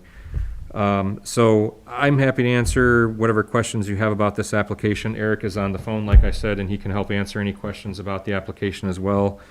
Denny, I think you could also shed light on general, questions about the process as well, if need be. So Denny Cobb from First Group. Yep. Denny, did you have anything else to add? Because we're kind of into that part where we're just going to be covering all of these NERC applications at one time. So if there's anything you could add, that would maybe be helpful. The process is very competitive. And so as we try to craft the applications for the town, we look for every advantage that we can provide in doing this. One of them is, as Craig has mentioned, is an overmatch. There's some areas, Craig mentioned environmental justice, another scoring area is transit stops. You don't have any transit in this area. So there's a number of categories that are definitely catered toward I'll call them the collar communities up around the lake, where there's higher density population. But over the past few years, Craig in his previous roles has been critical that the scoring system was tilted too much that way. And so there's been some changes, and this year looks like it's an opportunity for St. John to be competitive in its applications. And so as part of the application, you need a letter of financial commitment that says if you get selected, you will go ahead and fund this. It's kind of like a no-brainer. If you got selected, sure you'd fund it. Otherwise you wouldn't be going after the project to begin with. So, but it's a requirement as part of the application that you have to provide that. Other than that, it's the funding cycles are 5 years out. So the current funding cycle yes, is they're for looking for funding for 25 to 25 and 26. 26. And so every 2 years, they put a cycle out for that next 5 years, that next 2 years worth of funding, 5 years out. Right. And so this is I guess if you do receive grant funds, I would assume we would probably find out something by February-ish, probably, through this process. yeah, I believe that's about the time period that they're looking at this time. After all the communities get together and kind of compare scores and essentially defend their projects, is what it comes down to. We all get into previously a room, probably onto a Zoom meeting this time, and argue about whether or not certain towns should get certain scores and that sort of thing. But I think we expect that to be about February when we'd find out about that. So if you get selected, you have a long time to develop a financial plan to fit your match money into what you're going to need. Yep. And then but I also understand that if there's any land that's donated, that we need to fill that in, that donated land, then the value of that can go towards our Contribution. contribution? For the purpose of the application, I believe that that is true. As a practical matter, once you get into it, all that will do will be if you gain that property through the platting process, you don't have to go through the federal aid process to acquire it. Sure. Right. And that saves you a ton of money. Okay. All right, so we've got Eric is available by phone on this particular project. Otherwise, we've got Craig or Denny can answer questions on the process altogether. Well, Craig says it didn't make a difference what funds we have to save right now. But I think if I was buying a house and I'm putting down 20, 30% on a house, the bank wants to know where's that money going to come from, what account. I don't know. I think you have to decide what account that's going to come from. This is different than that. You don't have to commit to a certain fund, correct? You don't have to commit to a certain fund. And we are actually I think we're being a bit more transparent than some of the other processes where other towns are basically getting approvals to commit funds. They're not even giving a dollar amount in some cases as to what those amounts are. And so in this case, again, this is the absolute maximum based on current knowledge of what that project would cost. The likelihood of getting this, these projects funded in one chunk of funding available in one round is not very high, because these are pretty significant, these have pretty significant price tags associated with them. And there is a maximum amount that NERC will grant to one project. In the past, they've cut that off at a certain level. And it often takes multiple rounds of funding to ultimately fund a project. But if you don't get your applications essentially into the hopper, you miss the opportunity to strengthen your application in the future to be able to get additional funding. Plus, honestly, and Denny and I have been on the opposite sides of the table on this before when I worked for other communities, but we'll tell you that your presence, your participation in the process, when it comes down to trying to negotiate with other communities to, receive a certain amount of funding for a project, your participation in the process and being a team player in the region benefits you as well. So it's important for us to get back to the table in order to potentially be able to receive these funds. Even if we don't receive them this time around, it increases the likelihood of us being able to receive them the next time around. But it's unless you put an application forth, you'll never know whether or not you have the opportunity to even receive funds, and you're not going to be able to come back to the table at a later date with as high of a score to receive funds, in the future. It's like once you miss the boat, you miss the boat. And Well, we miss it for 2 years, but in 2 years, if we don't apply this time around, we start from scratch again. So it's not like, Right. it's like we didn't exist and in the process before, which is true, we don't right now. There are points, so you receive points for a legacy project. Now, it used to be that projects that were legacy projects automatically received a certain amount of funding off the top. Now it's basically a certain number of points that are added automatically to an application if your project has received any funding previously in a previous round. But you don't receive those points unless you submitted an application and received at least some level of funding for that project. May I? As a councilman who's previously worked at planning in the Senate, I'll explain a little bit, because I've been involved in Klein Avenue for years, actually, on the Plan Commission side. So what we're trying to do, the residents have spoken loud and clearly over the years of how poorly we've planned roads in this town, how we've built subdivisions where we should have left room for roads, how we've not put those connections in and created gridlock that we're trying to fix. So the situation at Klein for St. John is 93rd and Klein, 93rd and Blaine, 101st and Blaine, 101st and Klein. There's that step. So there's all those farm fields that are going to get built with houses, and if we don't do something about it, you won't even be able to drive on the east side of town. I'd feel sorry for anybody who lives in Gates or Grouse Point or any of that. It's going to be complete gridlock. So what this federal funding opportunity, so we want to be forward thinking. So I'm going to make an analogy. It's just like you want to be forward thinking about your retirement account. So you get that 401k where you put money in and they give you a match, right?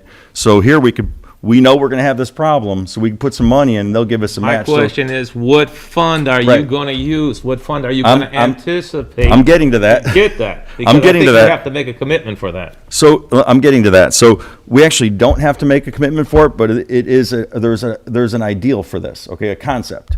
So in the example of Klein Avenue, the road impact fee that we're working that has been worked all year, and you're going to be seeing that on your desk any day now. So the road impact fee that the Plan Commission and the Road Impact Fee Committee has worked on is exactly for things like this. So we will be collecting a road impact fee if things go well. Midsummer next year, we're going to start collecting that fee, and those fees will start accumulating in a fund.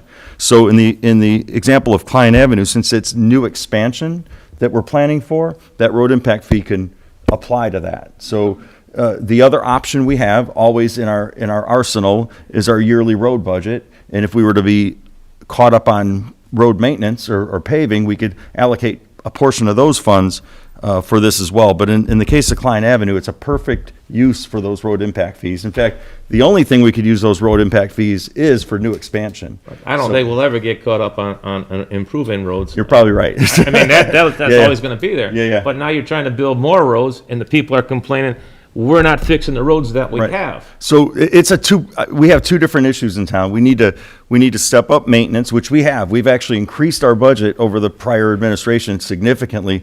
Our 5-year plan shows $1 million commitment every year for us, which is far more than what was spent before. So that's the repaving part. And I think in a couple of years, the residents are going to see that we've put the hammer down and caught up on that. And then on the other side, you have residents saying, why didn't St. John plan for all these years? They've created all these issues. So on the other side, we're also trying to be forward-thinking and put that connection in before it becomes gridlock over there.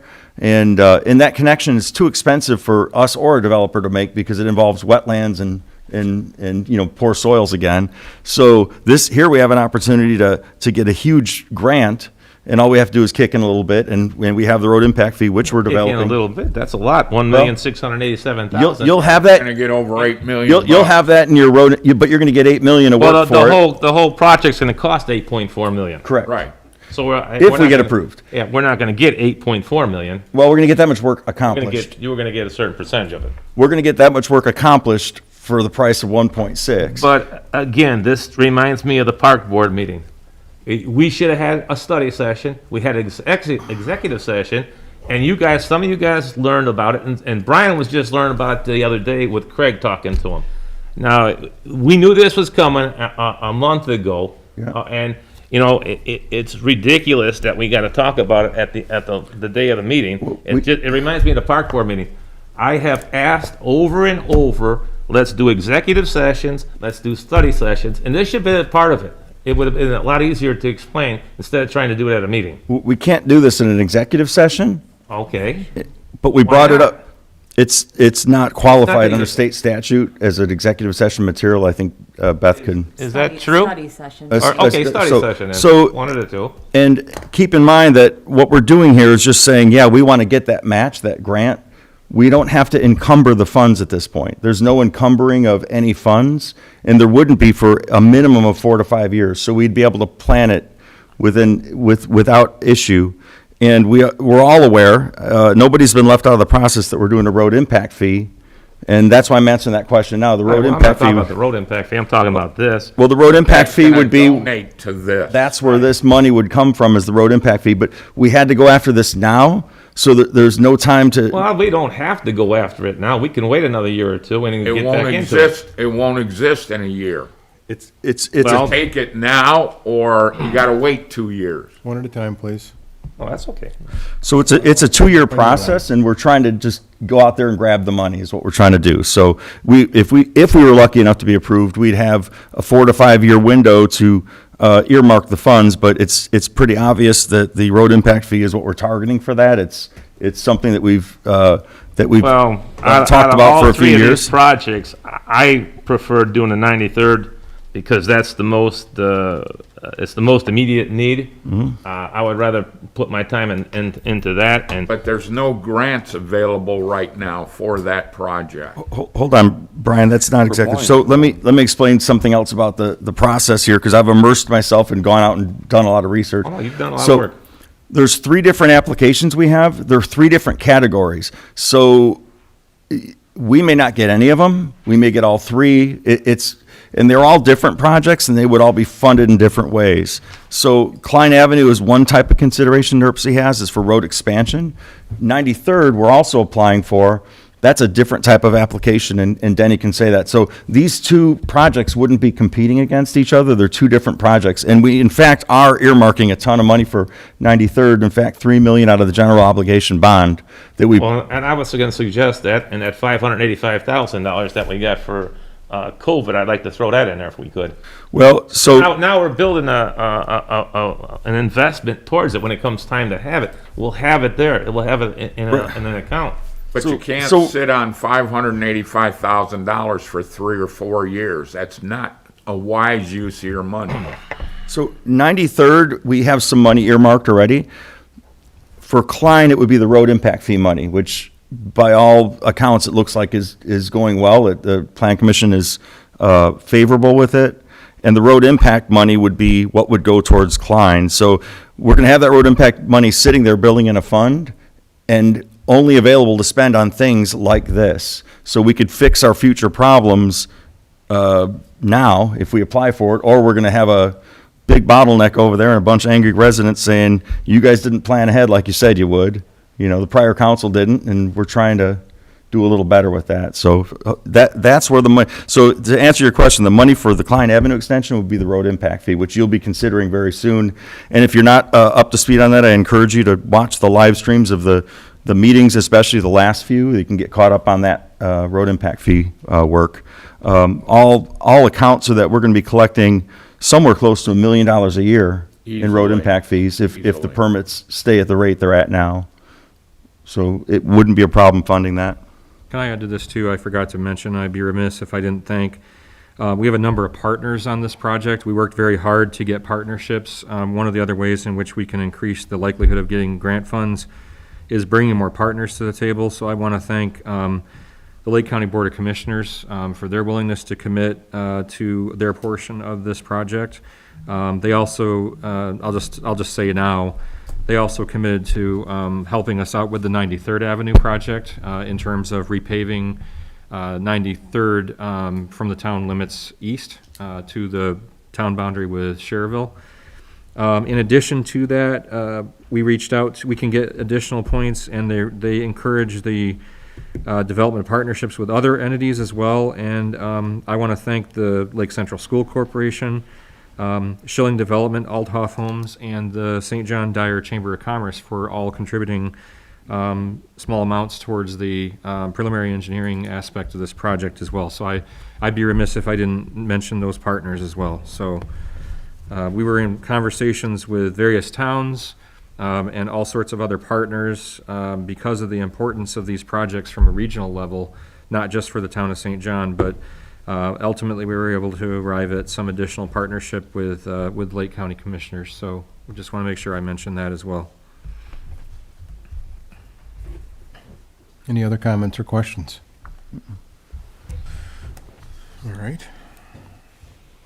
Then I will look for a motion to approve the financial commitment to the NERC for the Klein Avenue Extension Project in the amount of $1,687,500. So moved. Thank you, Brian. Is there support for that? I'll second that. Thank you, Paul. All in favor signify by saying aye. Aye. Aye. Those opposed say nay. Nay. That passes 4-1.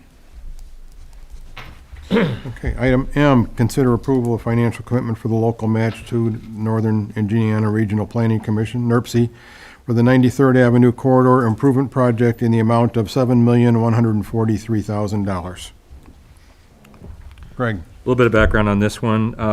I think, if I'm not mistaken, $3 million worth of that $7 million is what we are already committing to the intersection work at and west of 41 and 93rd. So that number's a little bit misleading. Just want to make sure we're clear about that. This is a combination of in-kind because we're already contributing to that project. Not in-kind, what's the proper term? It is it's considered in kind in this application, correct? As well as additional, again, that 30% overmatch, if I'm not mistaken, Denny, that would be required in order to collect those points for the application. That's where we get to that $7 million mark with this Yeah. project. In this project, what we did is combine the efforts of what the town would like to do at 41 and 93rd, and look at this 93rd Avenue as a corridor project, starting west of Kyleman and going all the way through, and in partnership with Lake County, all the way through to Cherville. And within this project, we'll put in sidewalks along 93rd. We'll put in an 8-foot path. Because we're putting in sidewalks, we'll need to put in curbs. The roadway is such that it will probably have to be reconstructed. That's how we estimated it. If the project's selected, we'll do pavement cores and do a pavement analysis to see if it has to be reconstructed or if it could be widened. There's 2 curves that you have in this stretch that are real traffic jammers as far as trying to get around them. And there have been some accidents there. We'll be softening those curves up, probably to about a 25-mile-per-hour design. So it's not going to be a raceway through there. We'll be providing sections of sidewalk where there are gaps right now. So you'll be able to continuously go from 41, actually from the park all the way through to Klein Avenue in some fashion, either sidewalk and or trail. This is by combining the location of the town's project at 41, there are a number of those scoring points that we can garner. And so we're looking at this and presenting it to NERC as a corridor. And this truly is our one shot at this, because if you guys go and do the improvements at 41 and we don't get this application submitted or approved, 2 years from now, your project will be done and we can't take credit for that. So we crafted this as best we could. I think you'll be competitive. We'll just have to wait and see what all the other communities had. We also said that we would phase this project out because it's quite expensive. And we were looking for a phase in 24, phase in 25, a phase in 27, and phase in 29. So that'll give you plenty of time to build up your war chest, so to speak, for your matching funds. And as Craig alluded to, once you get the nose of the camel in the tent, then you're better positioned to get the rest of the camel in there later on. And so we're trying to show this project as a corridor project and show the town's very, very significant effort in the first part of this. But on the other hand, the town can't wait to 2025 to work on the problems at 41. And so we've done the best job we can with the application. This is not a hard and fast commitment right now for you to spend this money. If we do get selected and you look at it and just say, can't do it, you can always back out. Okay? So I would encourage you to go ahead and approve this. It is a lot of money, and I understand that. But this is your one shot at getting this, and you'll get about $6 million federal out of this. Plus, you'll be able to solve the complaints that we've heard for many, many years. I've worked on, I think, 2 versions of a thoroughfare plan, and 93rd is the perennial project that they talk about. On that estimate, does that include water main, Denny? Or is that just street and curbs and sewers?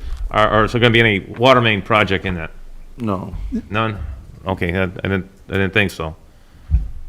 Utilities? Utilities, I'm sorry. Water main. No, it does Okay. not include any water main. It would, if we had to put in sewer pipe for the road, storm sewer pipe, it would include that. Okay. 'Cause I know we have a bad water main in front of the station, and a 12-inch main, and the intersection at 93rd and 41, that'll probably all have to be replaced too, but. Well, where the roadway construction obliterates the water main, then it qualifies for federal funds. So it's a matter of where the water main is and what we end up doing and how deep we go and whether or not that construction involves the water main. And it literally has to get into the water main. And if it does, then it qualifies. But if it doesn't, then or if you want to, say there's a 4-inch main there and you want an 8, that's up to you. Yeah, I think it's a 12-inch main, runs down all You 93rd. got a big one there. Right, it's a Well, big one. He's just saying if you want to increase it or make it larger, that's on your dime. Yeah, right, I know. I know Mikey and I spent a few weekends working with these firms on 93rd, and Bob Davis wants to replace that main. He's already looking at ways to do it. Oh, yeah. Do it before we do the street, so we don't have to ever tear it up again. Right. So I had a couple of long conversations with Bob Davis, and he's got it figured out pretty well. He's walked it with Ken Kraus, and so that'll be something they'll want to get done before we touch that intersection. I would Yeah, also, see, now with this project here, I like it. We know money's gonna come out of the GOB bond. That's $3 million. We can maybe use the $585,000 for that. We're already building something, where the other one, I didn't like, so. So this one as well is going to be phased. Right. And another part of this project, I'm going to expand a tiny bit on what Denny said. Portions of this monies are actually going to just not only just reconstruct, but in the process, repave sections that are going to need it. So instead of us spending money on repaving, we're reconstructing and repaving. So we could even, again, reallocate some of our repaving dollars over to this because it's in essence, going to repave the road that needs it. Like in front of Clark there. Right. It's starting to deteriorate. That'll be phase 1, expected in 4 or 5 years. It's really going to need it by then. So this will repave that, and we won't have to spend our repaving dollars if, and another portion of funding that we could possibly allocate, and Denny will work through the details, is some of these are deficiencies, so we can't use road impact fees, but there may be a few portions of this project that we may be able to, and one example of that is the 3rd lane we want to run between Klein and Marquette. It's not deficient yet, it's more for future expansion, so we could allocate some of the road impact funds, maybe to pay for that portion of it, that phase of it. So the funding could be sourced from multiple sources, and as you said, we already have $3 million earmarked, and we'd have a lot of time, because with it phased out, I think it'd be 8 years from now before that last phase kicks in. So And there's a- it's too bad we didn't get the developer that developed that land over there to widen that street, and we wouldn't have had to do that. I tried. Previous I- town council. I was on that plan commission, Wayne, and I tried, but you know what I did get? Was 2 corners of the roundabout. They dedicated that land, and you could see that, because that's part of this project as well as a roundabout at Klein. So yeah, we'll have a lot of time to collect the funds if we're fortunate enough to get selected. I can't stress enough, it's really difficult to get selected for these. We'd be fortunate to get this.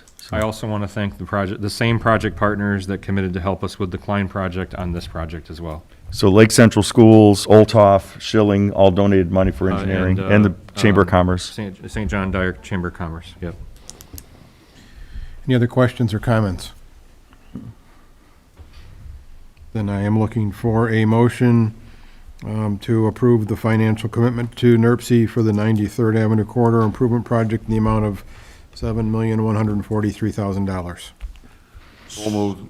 Thank you, Mike. Is there support for that? I'll second it. Thank you, Brian. All in favor signify by saying aye. Aye. Aye. Opposed, say nay. That passes 5-0.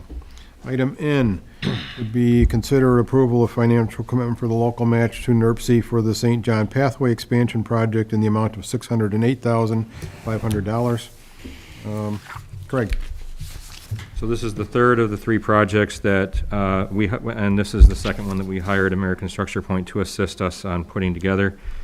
As was mentioned before, what we're applying for here is 3 segments of pathway that would connect from east to west, would connect from the roundabout at Parish Ave to 96 Place, where it connects with Joliet, along Joliet Street, The second segment would replace the sidewalk along Kyleman, from Kyleman and 96th Place down to, along Kyleman and Hedwig, down to where the pathway currently connects in Homestead Acres Park with an 8-foot, or sorry, to be determined exactly the width, but with a pathway as opposed to a sidewalk, so that is a continuous path through the community. And then the third segment, which is from White Oak Ave west to Saddle Creek, which would connect up the existing pathway segment where it makes a dogleg at White Oak Avenue south towards Heartland Park, connect up the Saddle Creek, Silverleaf, and Greystone neighborhoods, as well as the Preserve West once it's ultimately developed. And I want to thank the trust that owns the property underneath the power lines to the west of the to the west of White Oak Ave for being willing to donate the land necessary to make that connection over to Saddle Creek in the event that we receive all or a portion of these funds. So I'd be remiss if I didn't thank them for that. I also want to thank Midwest Ice and Training Center for their commitment as the other partners did with the other projects, to help us out with some of the engineering costs related to the project for that, and helping us get some additional points for the application in those categories so that we can accomplish that project. So the total cost of that project would be $2.587 million, which would lead us to $2.07 million in possible federal dollars available.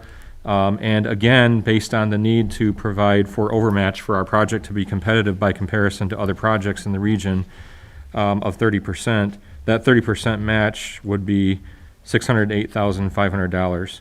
I'll also stress that, again, we have an opportunity because the maps that NERC puts out with regard to trail segments in the region have recently been modified. NERC would like to see St. John connected to the regional pathway network, and they're excited about us applying for this project.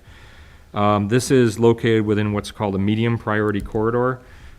You're all familiar with some of the other corridors that are already built. The Erie-Lackawanna over in Crown Point that leads up to Highland and Hammond, ultimately.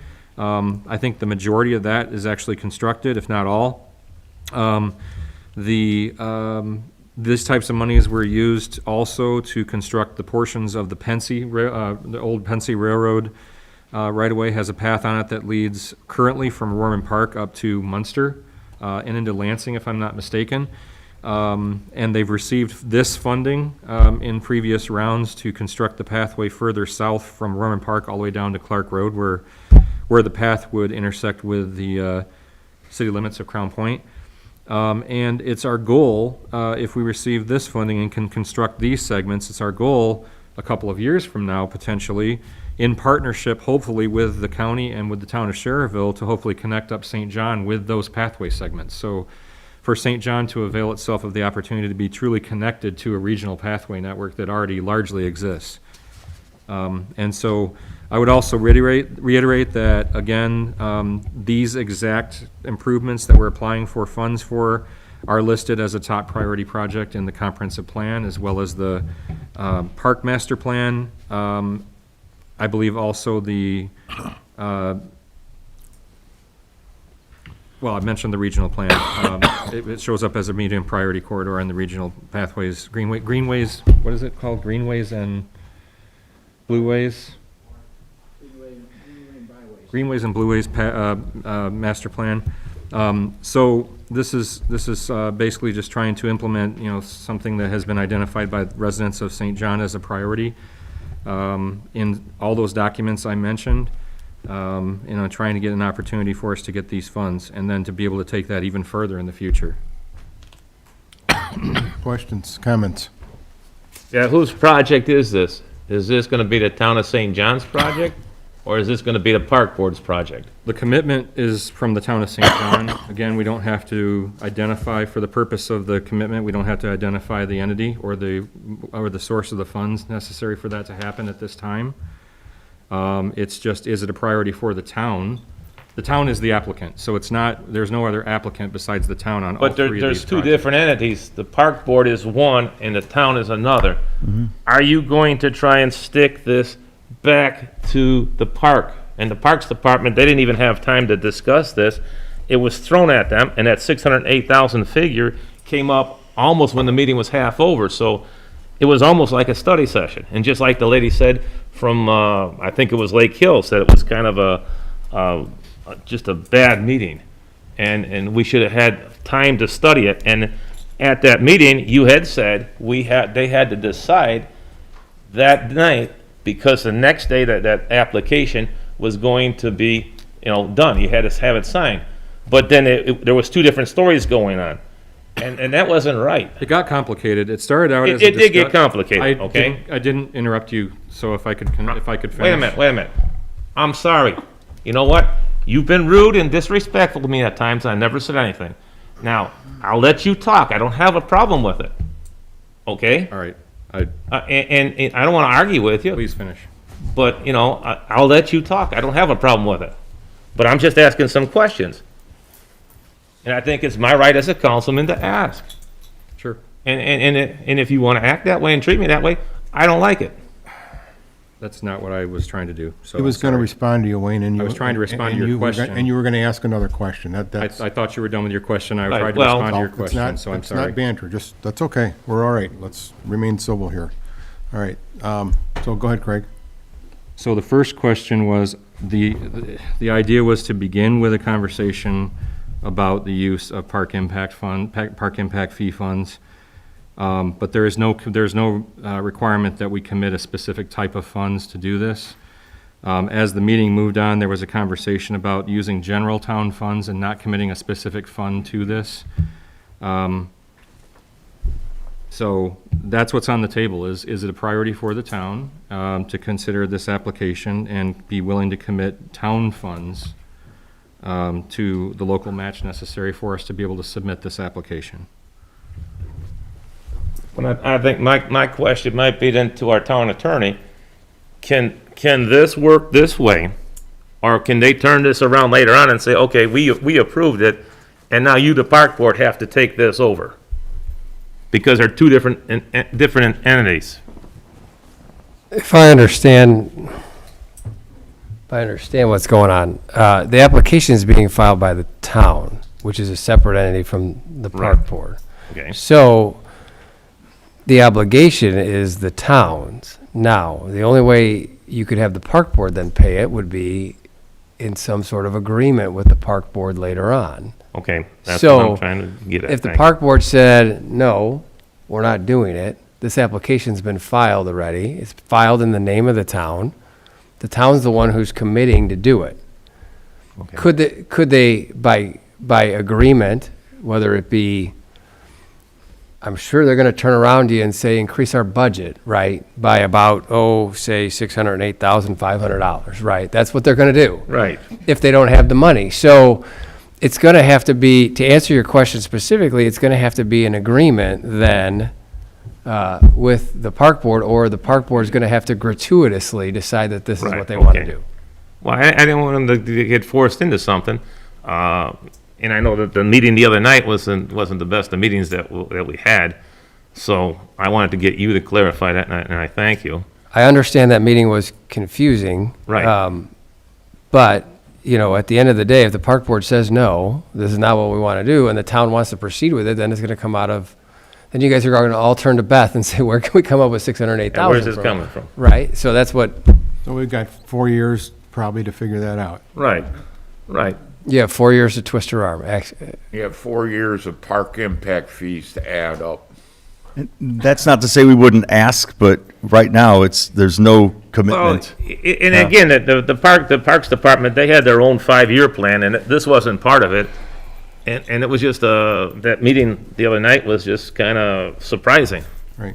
I mean, I know that's all I can say. It was surprising, and it was more of a study session that night than it was a meeting, so. I think the toughest thing everybody's having to understand, Wayne, and that you and the gentleman on the park board, I think the most difficult thing for you gentlemen to understand is the word commitment, okay, is different than the word obligated. Right now, you're making a commitment 5 years from now. $608,000 is not tomorrow, it's not next week, it's not next year. It's 5 years or more from now, if you get any money at all. They might end up saying, hey, the best we can give you is $2 million, therefore, we don't need the 600, we only need 300.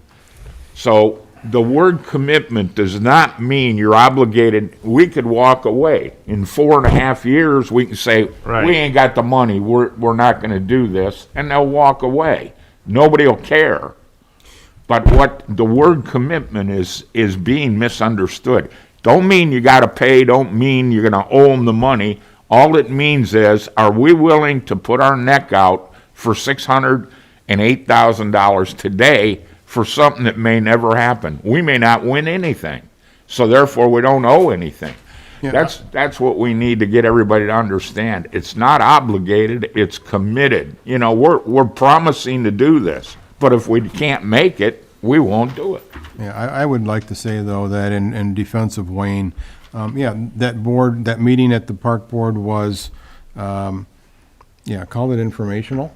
The fact that the information came to them late made it very difficult for them to make a decision. I had a conversation with the park board president and apologized for the fact that we didn't have the numbers sooner to him. Right, and I think it was So just, it's really not a matter at this point, is it going to be town money or is it going to be park money? I think at this point, we just need to get the application. I personally have a feeling that there's going to be other grant money available to do a lot of this stuff before NERC money even becomes available to us. Because there's a lot of road and there's a lot of path and bike trail money for grants that's out there, and I think we're going to be able to find some of that stuff.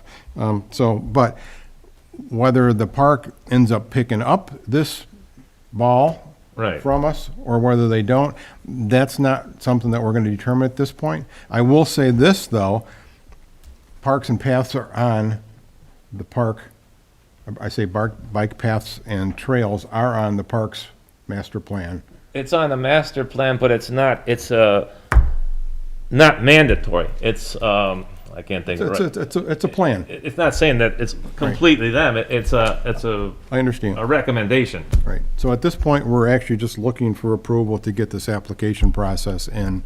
And like I said, I really believe that there's going to be other grant money that's going to be available sooner than this is, that we're going to be able to do some of this stuff. But anyway, that's off the subject. I'm sorry. That's okay. Any other comments or questions? Yes, Mr. President, I'd like to just also reiterate that the park's master plan trails are number 1 and 2 on the list of 5 for their goals. So hopefully it wasn't too much of a surprise. I know the dollar amount was, but the goal of the town should be to make these pathways and linear parks. It is number 1 and 2 on a list of 5 on the recent, and that's resident input. That wasn't the town council, that wasn't the And park there's no board. problem with it, but you have to have the money. Yes. And you have to have priorities too. Well, that's And- why I'm listing the priorities. The Right. resident priorities are on a list of 5, are 1 and 2 are trails for walking, trails for biking. So, anyway, we'll. Back to the motion? Yeah, we'll sort it out where it's paid for at some point, and I'm hoping one of these might even be a linear park because it goes through the woods. So it'll be interesting to look at what's possible. I'm excited because if we can get the town connected for this much money, we're getting a bargain with that match. So it's pretty exciting to be able to be at the threshold of, maybe actually accomplishing some of this stuff. So it's pretty neat. Any other questions or comments? Then I'm going to call for the question. So is there a motion to approve the financial commitment to NERC for the St. John Pathway Expansion Project, the amount of $608,500, and authorize the town manager to sign? So moved. Thank you, Brian. Is there support for that? I'll second that. Thank you, Paul. All in favor signify by saying aye. Aye. Aye. Opposed, say nay. Nay. That And I say no because I'm gonna back up my park board when they said no for that. They were trying to be forced into that commitment. And I don't think that was right. I don't think that, okay, that's fine. And that's just my opinion. Yeah, I don't think that's what your park board was saying. The park board was Well, saying. you know what, The you know, park I board was think they were- saying, they were interested, we're not ready to make this But decision they're not ready yet. to make the decision. That's a better way of saying it, but that's, And they don't even have to now. and I They would don't- rather yeah. stand behind them on their decision, but. Well, like I said, I had the conversation with the park board president and let him know that this was coming up and we weren't trying to do this behind their back. Oh, no, I didn't say that. Oh, I know, but I wanted to be upfront with But him on again, it. and I'll say it again today, we need to have study sessions, we need to have executive sessions when needed, and we need to inform each other, plus the people that are in this town, is what we're doing. We campaigned on that. Have you ever been denied a study session? All you need to do is ask me I for didn't one say I was and give me a denied, topic. But, okay, we'll start asking. Okay. We'll start asking. So, and let me just add, in the case of these NERC grants, we didn't even have the numbers till like a week ago, because that's just how the process worked. We approved Structure Point to come up with that a month ago, and they spit out these numbers, and it moves so fast, if we don't commit to these three things, they dump us out of the hopper. So it's kind of It was 3 weeks, a more Paul. hurried pace than any of us would like, Wayne. I'm just saying, it's, if you delay it, they boot you off the application, so it's. But if the people don't know it, you know, the public needs to know it, we need to know it. Oh, And I think we'd probably get along a lot better. And that's why we're going through it now, and we did it a month ago, and if we had numbers a month ago, we'd share them, but it's just impossible to generate numbers till you approve the engineering, so. Okay. We were only it's a allowed fast pace. 3 weeks. We move on to item O. Consider a proposal by Haas and Associates for engineering for the Prairie West Parking Lot Expansion Project in the amount not to exceed $21,800. Greg? Okay, so this is a request that may or may not ultimately go to the park board for consideration, but I had conversation with Wayne about possibly bringing this to the council to have a discussion. The cost of the project has gone up from its original estimates pretty significantly due to the identification of poor soils. Unfortunately, seems to be a broken record on projects in town. So that also adds to the costs associated with engineering of the project and that sort of thing. We had asked Haas and Associates to put together an estimate of what it would cost to do the engineering necessary for this project. We need engineering to be able to move a project like this forward, because the cost of this project would exceed what's the threshold whereby we're required to have people submit bids for this type of project. And as a result of that, you have to have bid specs, you have to have engineering drawings that the bidders can review, and then ultimately have somebody that manages the bid process for you. So that's essentially what's involved in the proposal. Just to make sure there's a consistency here, I think the intro to this says $21,800. And so under town council action, the request would be not to exceed $21,800, just so we're clear.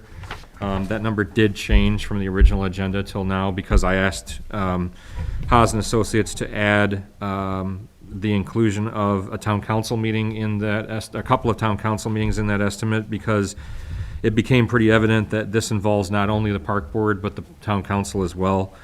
And so to start with, that's the proposal that's on the table. Basically, the engineering necessary to do a project, which the cost of has reached essentially $400,000 to do at this point, because of the cost of the original estimates, the additional money necessary to do the amendment of the poor soil, and then the engineering related to that.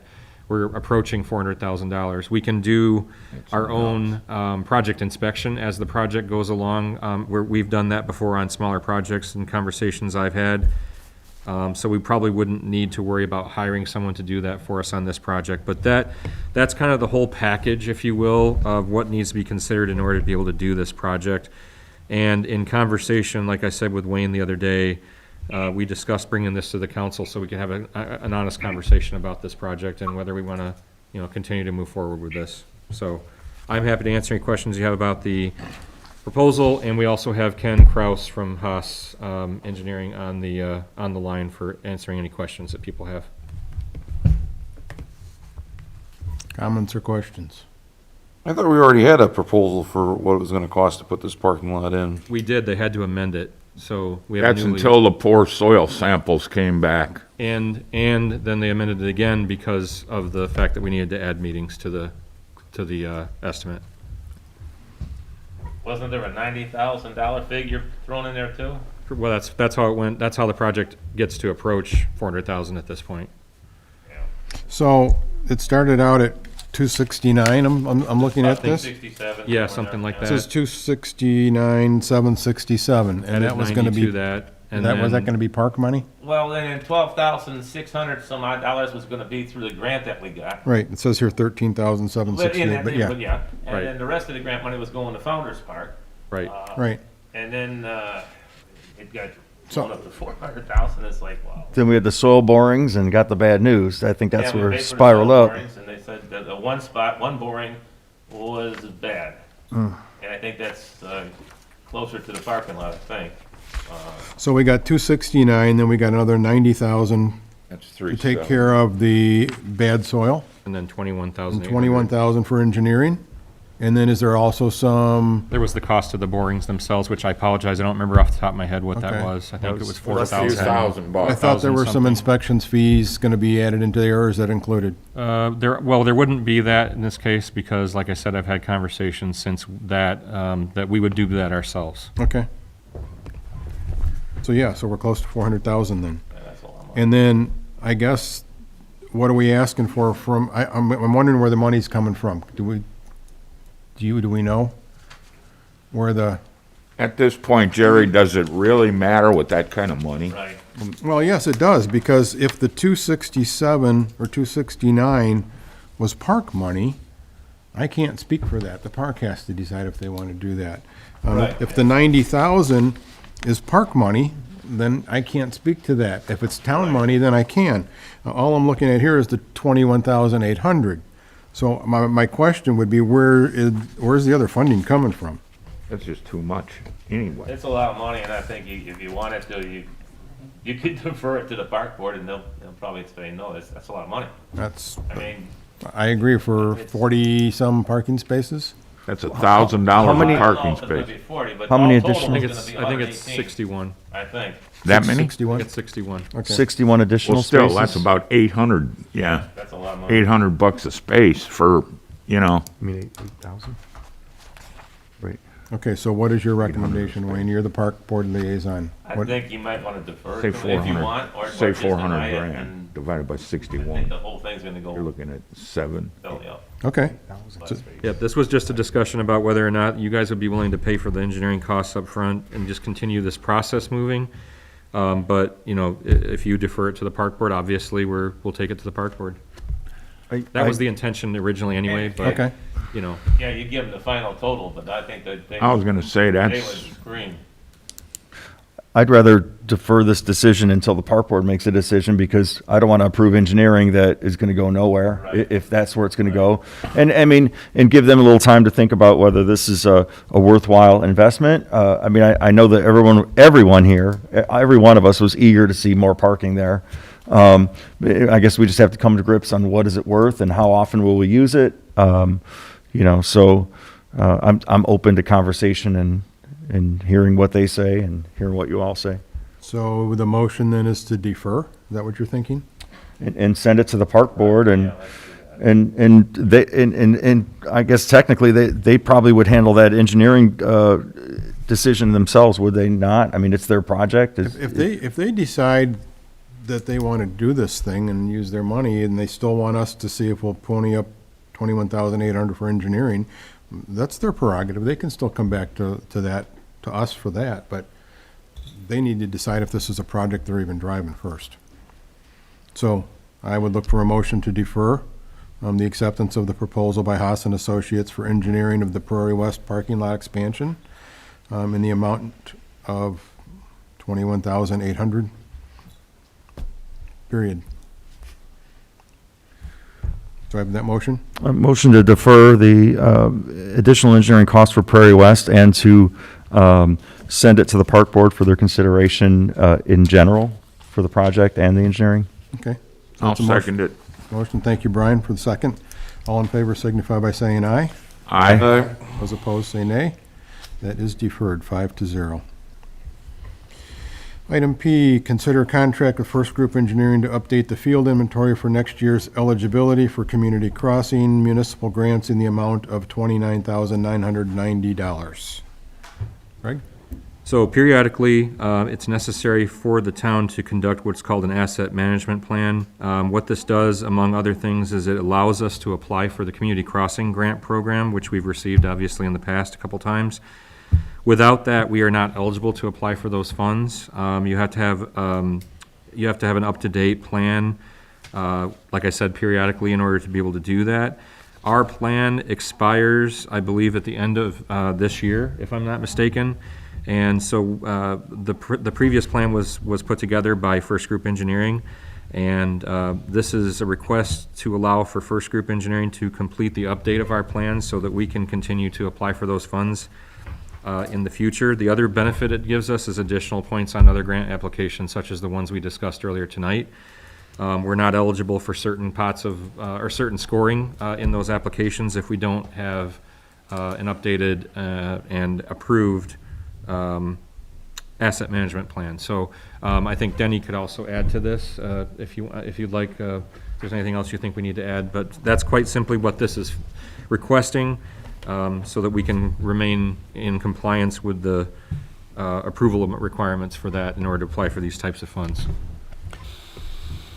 Your plan, excuse me, your plan actually expires December 1st, and so we have to have this update of the inventory and then the plan itself in by December 1st to LTAP so they can get it approved. Then I think the new applications open in early to mid-January. So it's kind of a time-sensitive thing. And if you don't have your inventory up to date as of December 1st, then you won't be able to apply. And so and we drive every street in town and rate every one of them. And then we develop a 5-year program which identifies, and that's going to be done in conjunction with you through Craig, of which streets you want to do over the next 5 years. And that then tells you what your average rating for your streets will be to begin with and what you'll have at the end of 5 years. And I would just add to that, we found out about the fact that this needed to be updated when we began the process of applying for this current round of funding. So that application became available about the same time as the NERC grant, about a month ago. And as a result of that, we found out that our plan was expiring, and we needed to update that so that we could apply for the next, not this current round. We were able to apply for this current round of funding with our current plan, but in order to apply in the future, we have to have this plan up to date by that date, or we're out of compliance. When was our last plan done? 2019. I thought you said they were good for 5 years. It was done in 2018. I'm sorry. Yeah, It was it's two years for every the 2 years. inventory, but the plan is done for 5 years. It's kind of like The current plan is thoroughfare called our plan and the 2019. your time horizon is longer than what your immediate Well, I've needs. seen the map, and you got, Yeah. this road is deteriorated, this one's in 80% condition. So in the past, I've gotten feedback from both you and from Bob Davis in Public Works about which roads you were recommending or he was recommending. At what point does he get involved in this process? All the way through. Oh, is he? Okay. All the way through. Okay, Yeah. good. Yeah, we make some recommendations that start the conversation, and then it's, you guys look at the recommendations, and there's other factors that you all consider in coming up with what you want to do in that time period, especially the first couple of years. Okay. Any other questions? Then I will look for a motion to approve the acceptance of a contract with First Group Engineering to update the field inventory for next year's eligibility for the Community Crossing Municipal Grant in the amount of $29,990. So moved. Thank you, Paul. Is there support for that? I'll second it. Thank you, Brian. All in favor signify by saying aye. Aye. I'm Opposed, say nay. That is approved 5-0. Okay. Item Q, consider tendering retired Officer Schreiber his service weapon. I know we're going to have a discussion on this, and there's time frames, so I would like to defer this for this meeting. Can I get a motion to defer? So moved. There's support for that? Support.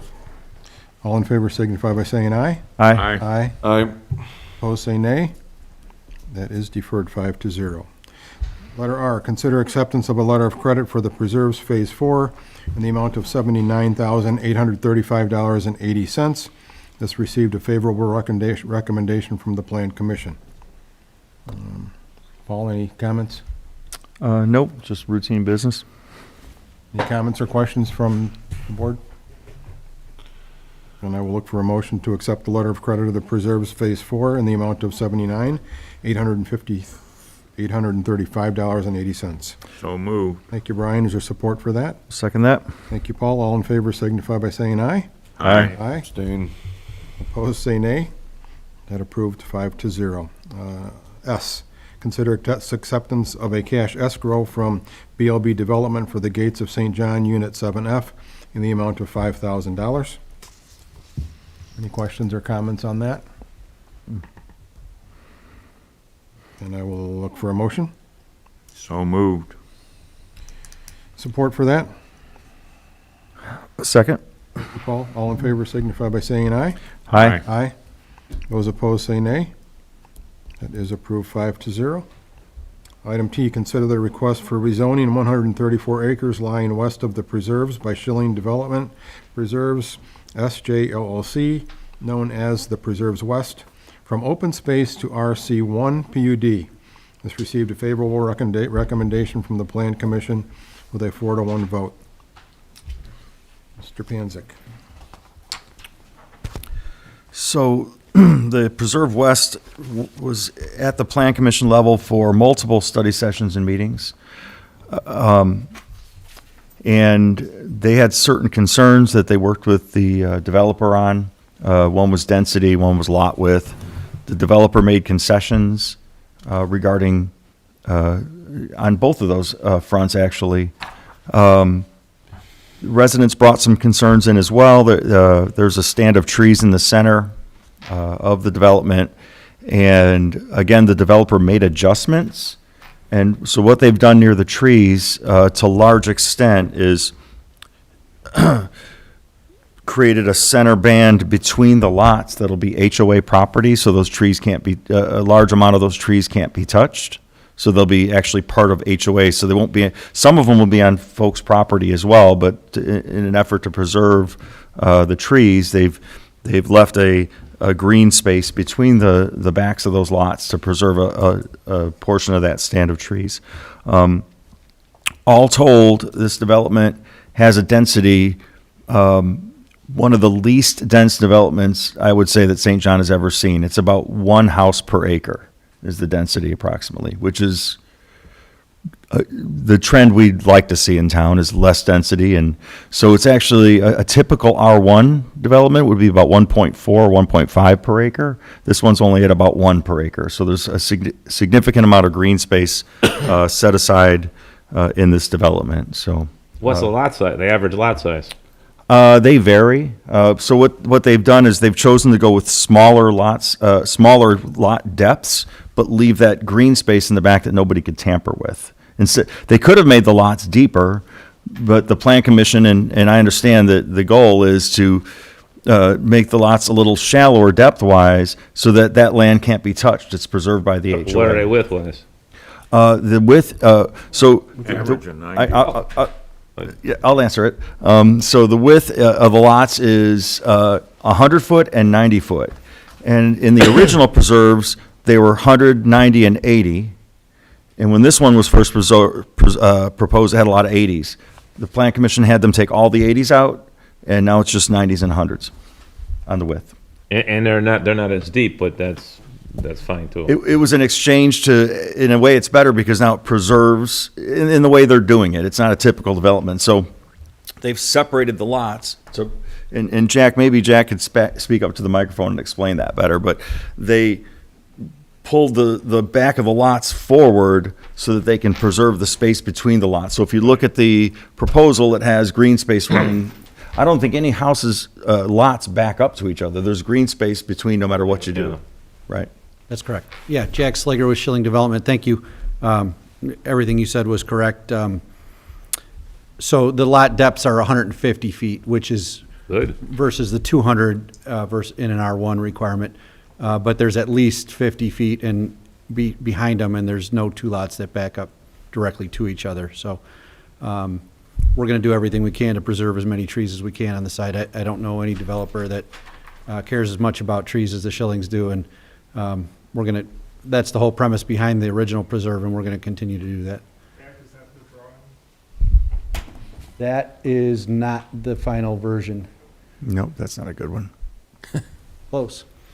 That was one of the earlier renditions, but yeah, we worked back and forth with the Plan Commission over 3 or 4 months and settled in on the 90 and 100-foot lots, and that is it, right? That's the final version. But again, we're here tonight seeking the rezone from open space to RC1. Once we have the zoning in place, we can go into full engineering. We'll be back before the Plan Commission to really tweak this plan and dial it in once we have the zoning in place. Any other questions, gentlemen? No. Okay, so do I have a motion?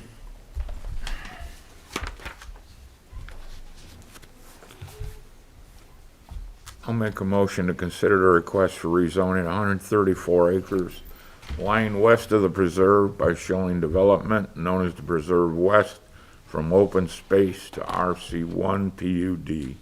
So your motion is to approve? Yes. Okay, is there support for that?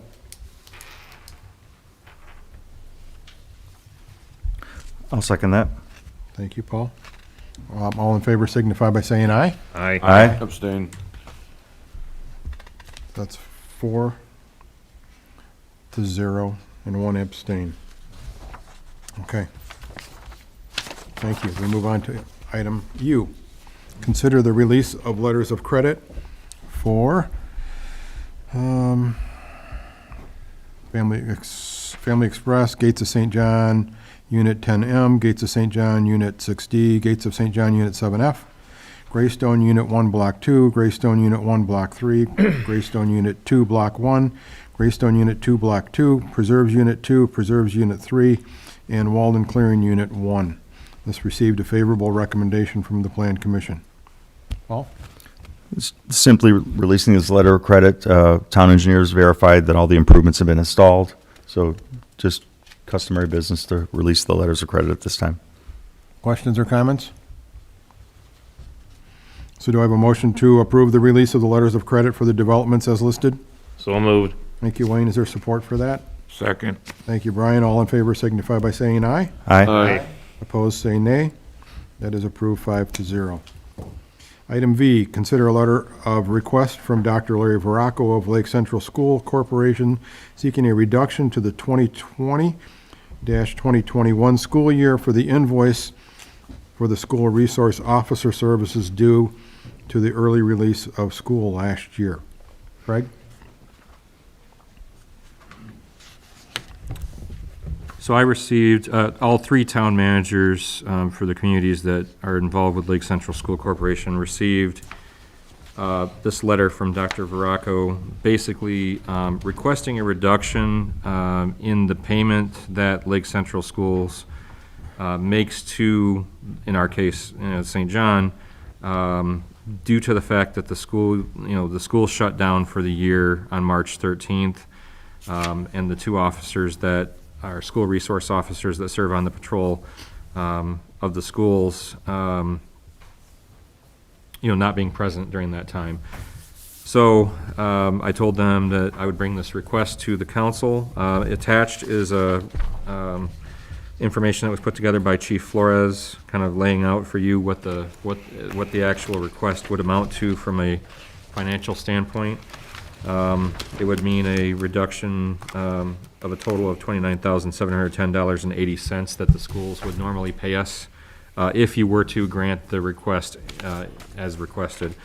So it's quite simply that. They're requesting this consideration, and it needs to be taken up by the town council. Okay. So, And so are we under the assumption that we're going to be able to recoup most of this or all of this back from the CARES funding? Well, I believe public safety payroll is one of the eligible reimbursement items for this type of funding, and so since we've already paid those officers for that time, I would think that we'd be able to recoup those costs. Okay, and so if we're looking at the letter, it looks like the last 10 weeks were canceled, which constituted 25% of the school year, and he's asking for a 20% reduction to this year's invoice for the school resource officers. Questions or comments, gentlemen? Yeah, why all of a sudden we're just getting that letter now? I mean, you just showed me that letter. I'd like to defer it and go through that, have the clerk treasurer go through it. We shouldn't conduct business that way. Everybody should have been aware of that. I Where forwarded it did to you that- when I received it. I never did receive it, and I have to be honest, you would think, being the fiscal officer who assisted in the creation of the contracts with Lake Central, I would receive that sort of information to go through the figures, calculate the days, double-check the contract. It's a little odd to me to Okay. not even have been consulted at all on this. Okay. we Yeah, can I just, defer I that. received, when I received it, I forwarded it to you guys. When did you receive it? I don't know, whenever I forwarded it to you, I I can't got it remember the about a week exact date. ago, but yeah, I got no Okay, problem no, I deferring it. just- I emailed it to you guys, and I believe I Defer, copied the that's clerk fine. treasurer as well. But I agree, it's something you should Right. review as well. That's fine. Okay. So, you want to make that motion?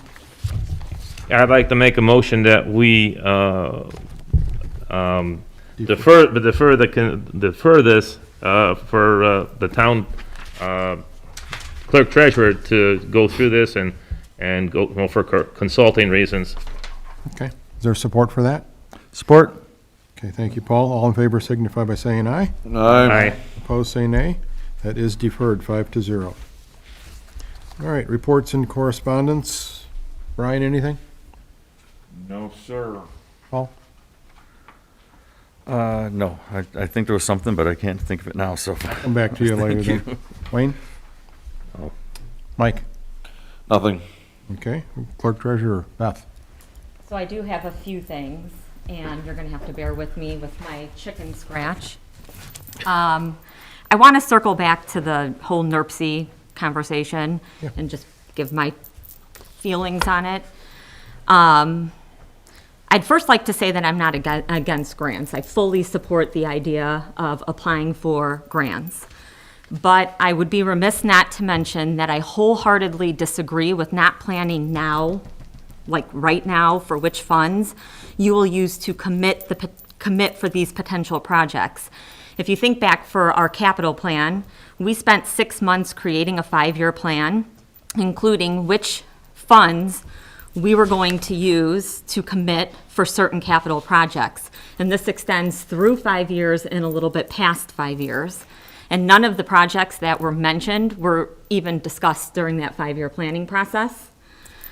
It concerns me to hear things like, we don't need to worry about how we're funding it now, or we don't need to tell people what funds we're using, because my job is to worry about it. We are spending a lot of money, and I'm not saying that we're spending a lot of money in foolish ways. I support the projects that you guys are taking on. They're big, they're large, they're needed. But we need to make sure that we're maintaining a healthy cash balance, and we need to remain conservative. Again, I am not against applying for grants, but we need to remember that we have to match with our funds. I know that it's been said that we can just pull out of the commitment. It's not an obligation, but Craig has stated that pulling out of our commitment will give the town a black eye and a poor standing for future opportunity. So I get back to the idea of not having certainty on which funds will be earmarked 5 or 6 years out is concerning to me. Pulling out of commitments to these projects is concerning to me if it negatively impacts us for future projects, as has been previously stated. I think discussions should have been had regarding funding sources, and I hope at some point I, as the fiscal officer, will be brought into the planning stage as the funding, matching, commitments, whatever we want to call it, is an integral part of this process. And I feel like I've just been not included, not consulted, nothing for this whole process, and it's a concern. On to Chief Willman. So I have to say that I'm sad to see Chief Willman retire. I understand his wishes, but the town will never, and I mean this with all of my heart, the town will never find a more dedicated, hardworking, and selfless employee. I will speak on behalf of my office. We will miss seeing his smiling face and hearing his jovial voice daily as he comes in to conduct business and do his mail. The town is truly blessed to have Chief Willman on staff for all of these years. He is truly, I mean, truly one of a kind. He is going to be hard to replace. Lastly, Paul, I know you said you forgot something. I'm wondering, would it be the request for trick-or-treat hours? That would be, it's funny that residents ask for that.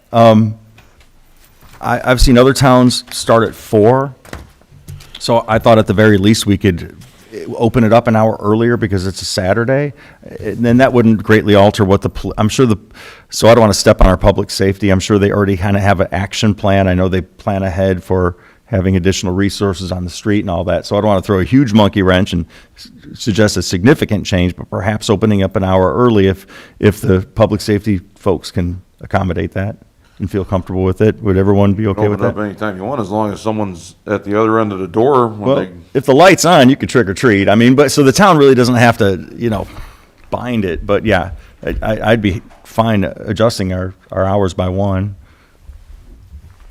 Okay. Did you have anything else? No, I remembered Paul saying there was something else, and I didn't know if that was it. Okay. And plus, the only thing is, we'd have to kind of fill the airwaves and social media with the change in time if we're gonna do it, because it's Saturday and today's already Wednesday. That's pretty easy to do. So Yeah. 2 days, you'd have to flood Facebook and Nextdoor with it, so everybody's aware.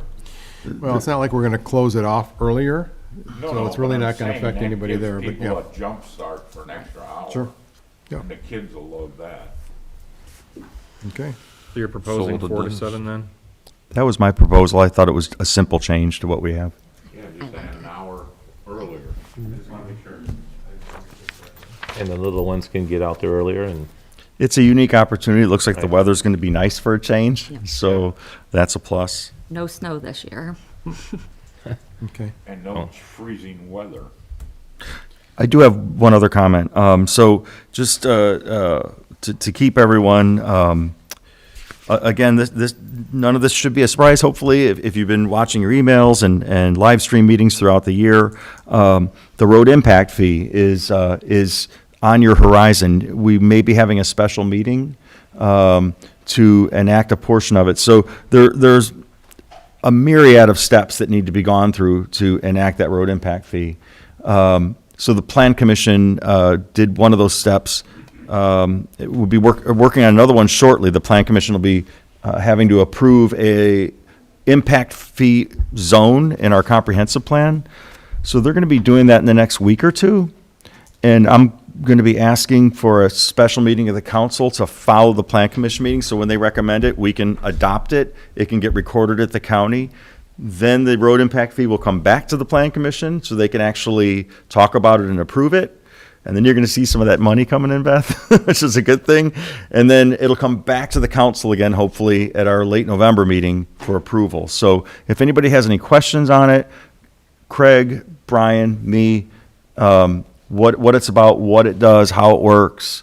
The information's been out there, but I'm just throwing out the invitation again. Paul, can I add to that?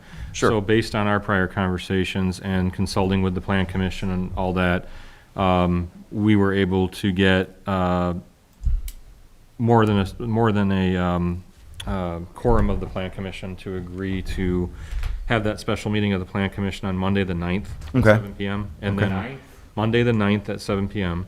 And I sent that out this afternoon. Okay. And also, in keeping with the schedule that we talked about previously, we went ahead and announced a special council meeting that same night immediately following that meeting, as we, Okay. because we had settled on that date for the Plan Commission. We had talked about having the council meeting that same Right. night, so I sent that out this afternoon. So as this is well. hot off the Didn't press. receive that notice. No, this is, I didn't get it till now either. But this has been in, I did not receive that notice, so it hasn't been scheduled. Okay, you did receive it. I'm sorry, you were on the distribution list for that, so. It you probably should have got received sent, it. like, Late after. really It late, was this yeah, because I afternoon. didn't It even was- see it. I was checking emails all the way up to 10 minutes before the meeting, and Okay. by that time, I did not receive it. Okay, we Well, made, we'll double, yeah. we'll double check I that, don't but we get made, my email we from made the night sure, before. we made sure to include the whole plan commission, the council, clerk treasurer, on that email, so So just follow up if you we'll would. double check. So, that. yeah, we'll follow up on it, yeah, because it, Tomorrow morning. Okay. because I know everyone was on the other email. So, yeah, so we're going to be, if this all shakes out, right, we're looking at a special meeting, just, and it is, again, just to prepare you, it is simply to amend our town's comprehensive plan to adopt an impact fee zone. So you have to put that in the comp plan to be able to like turn it on, basically. And what it is border to border. It's the entire town. Yeah, it makes the whole town an impact fee zone. So similarly, we have the park impact fee, now we'll have this road impact fee blanketing the town.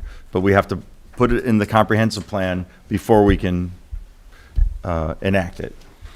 Okay. Mr. Can you exclude parts of, like your commercial districts or anything, or? No, it's not that simple.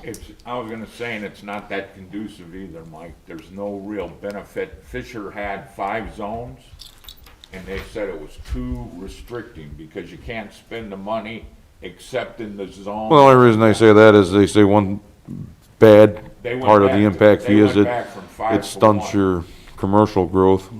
So that's something we'll discuss when we actually talk about enacting the fee and the percentage of that. So, and we'll be talking in length, in detail about the ways to countermeasure that. Primarily being giving credit to developers for the right-of-way they dedicate and the roads that they install. Like, so if a developer's. I'm not worried about the residential part, I'm worried more so like. That's what I'm the talking commercial about. corridor. So let's say you're building a new restaurant, so you put a decel lane in, you give the town 30 feet to expand the road, and you put a decel or XL lane or whatever you do. They get credit for all that work accomplished, so that offsets what they have to pay. So it basically keeps them honest, so they have to put the work in, and if they don't want to put the work in, they have to put the money to us so we can put the work in.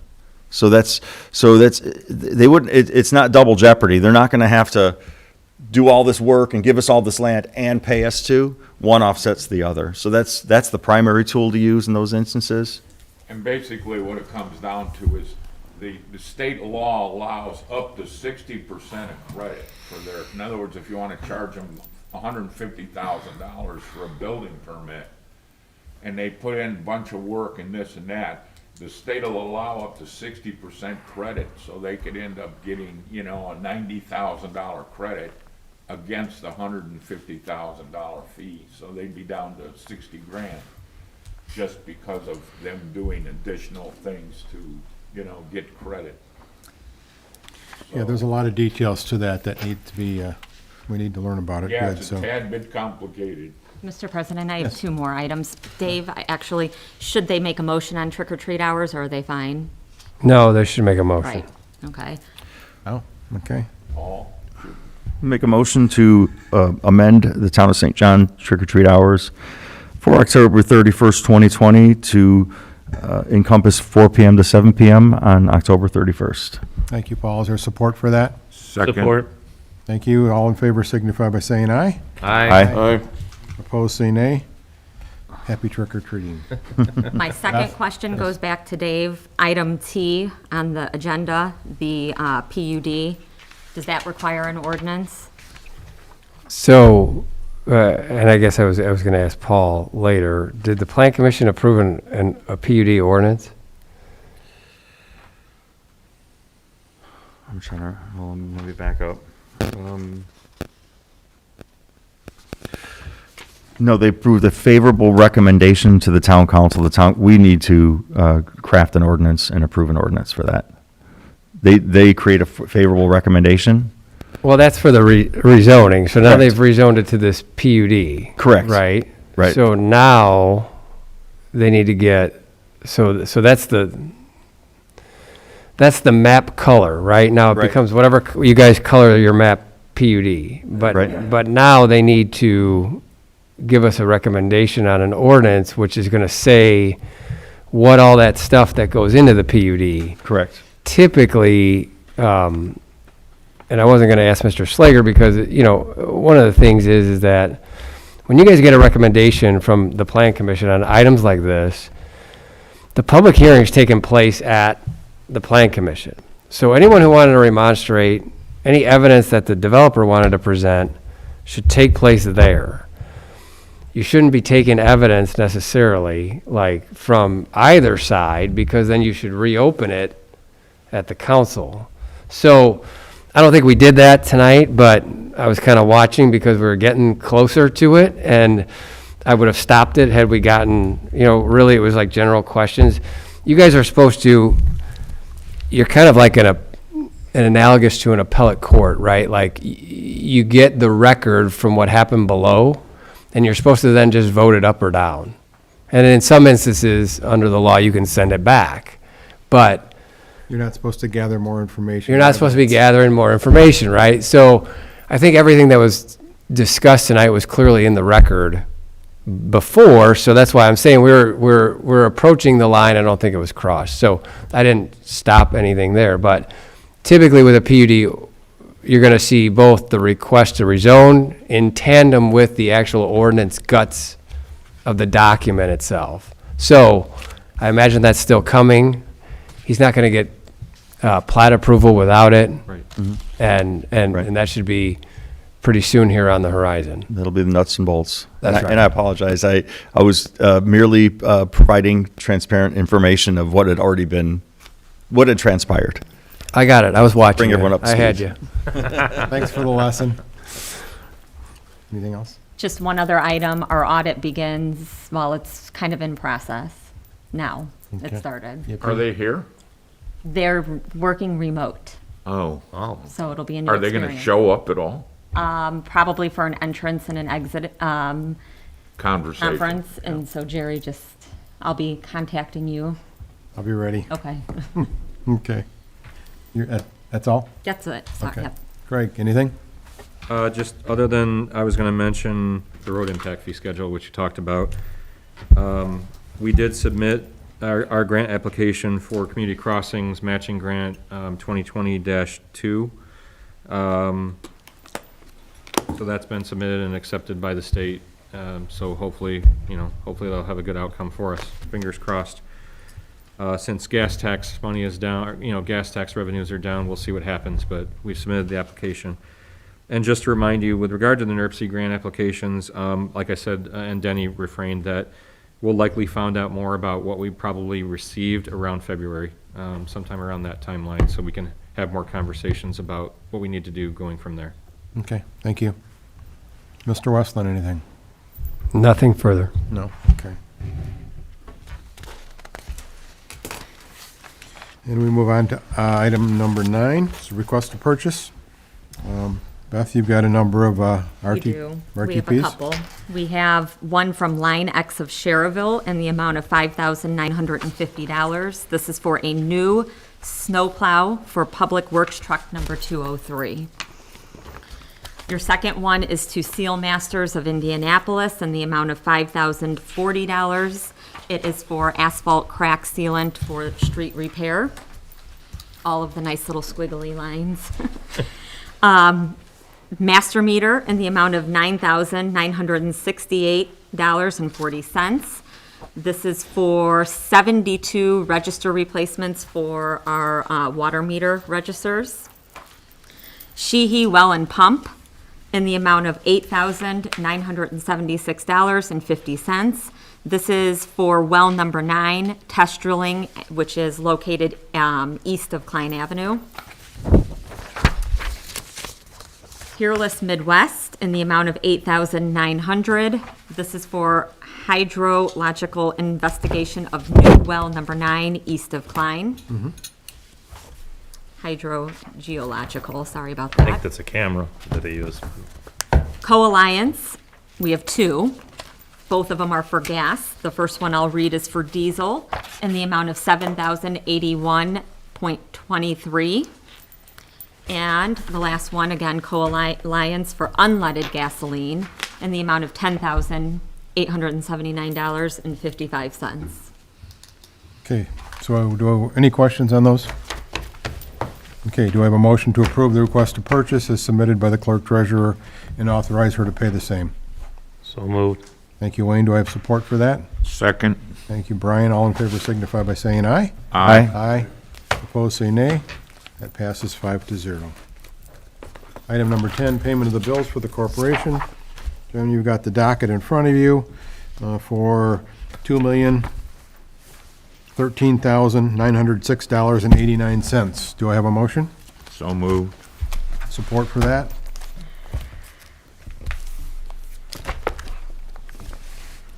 I'll second that. Thank you, Paul. All in favor signify by saying aye. Aye. Aye. Opposed, say nay. That is approved. Item number 11 is adjournment. Do I have a motion to adjourn? So moved. In unison. Thank you, Wayne and Paul. All in favor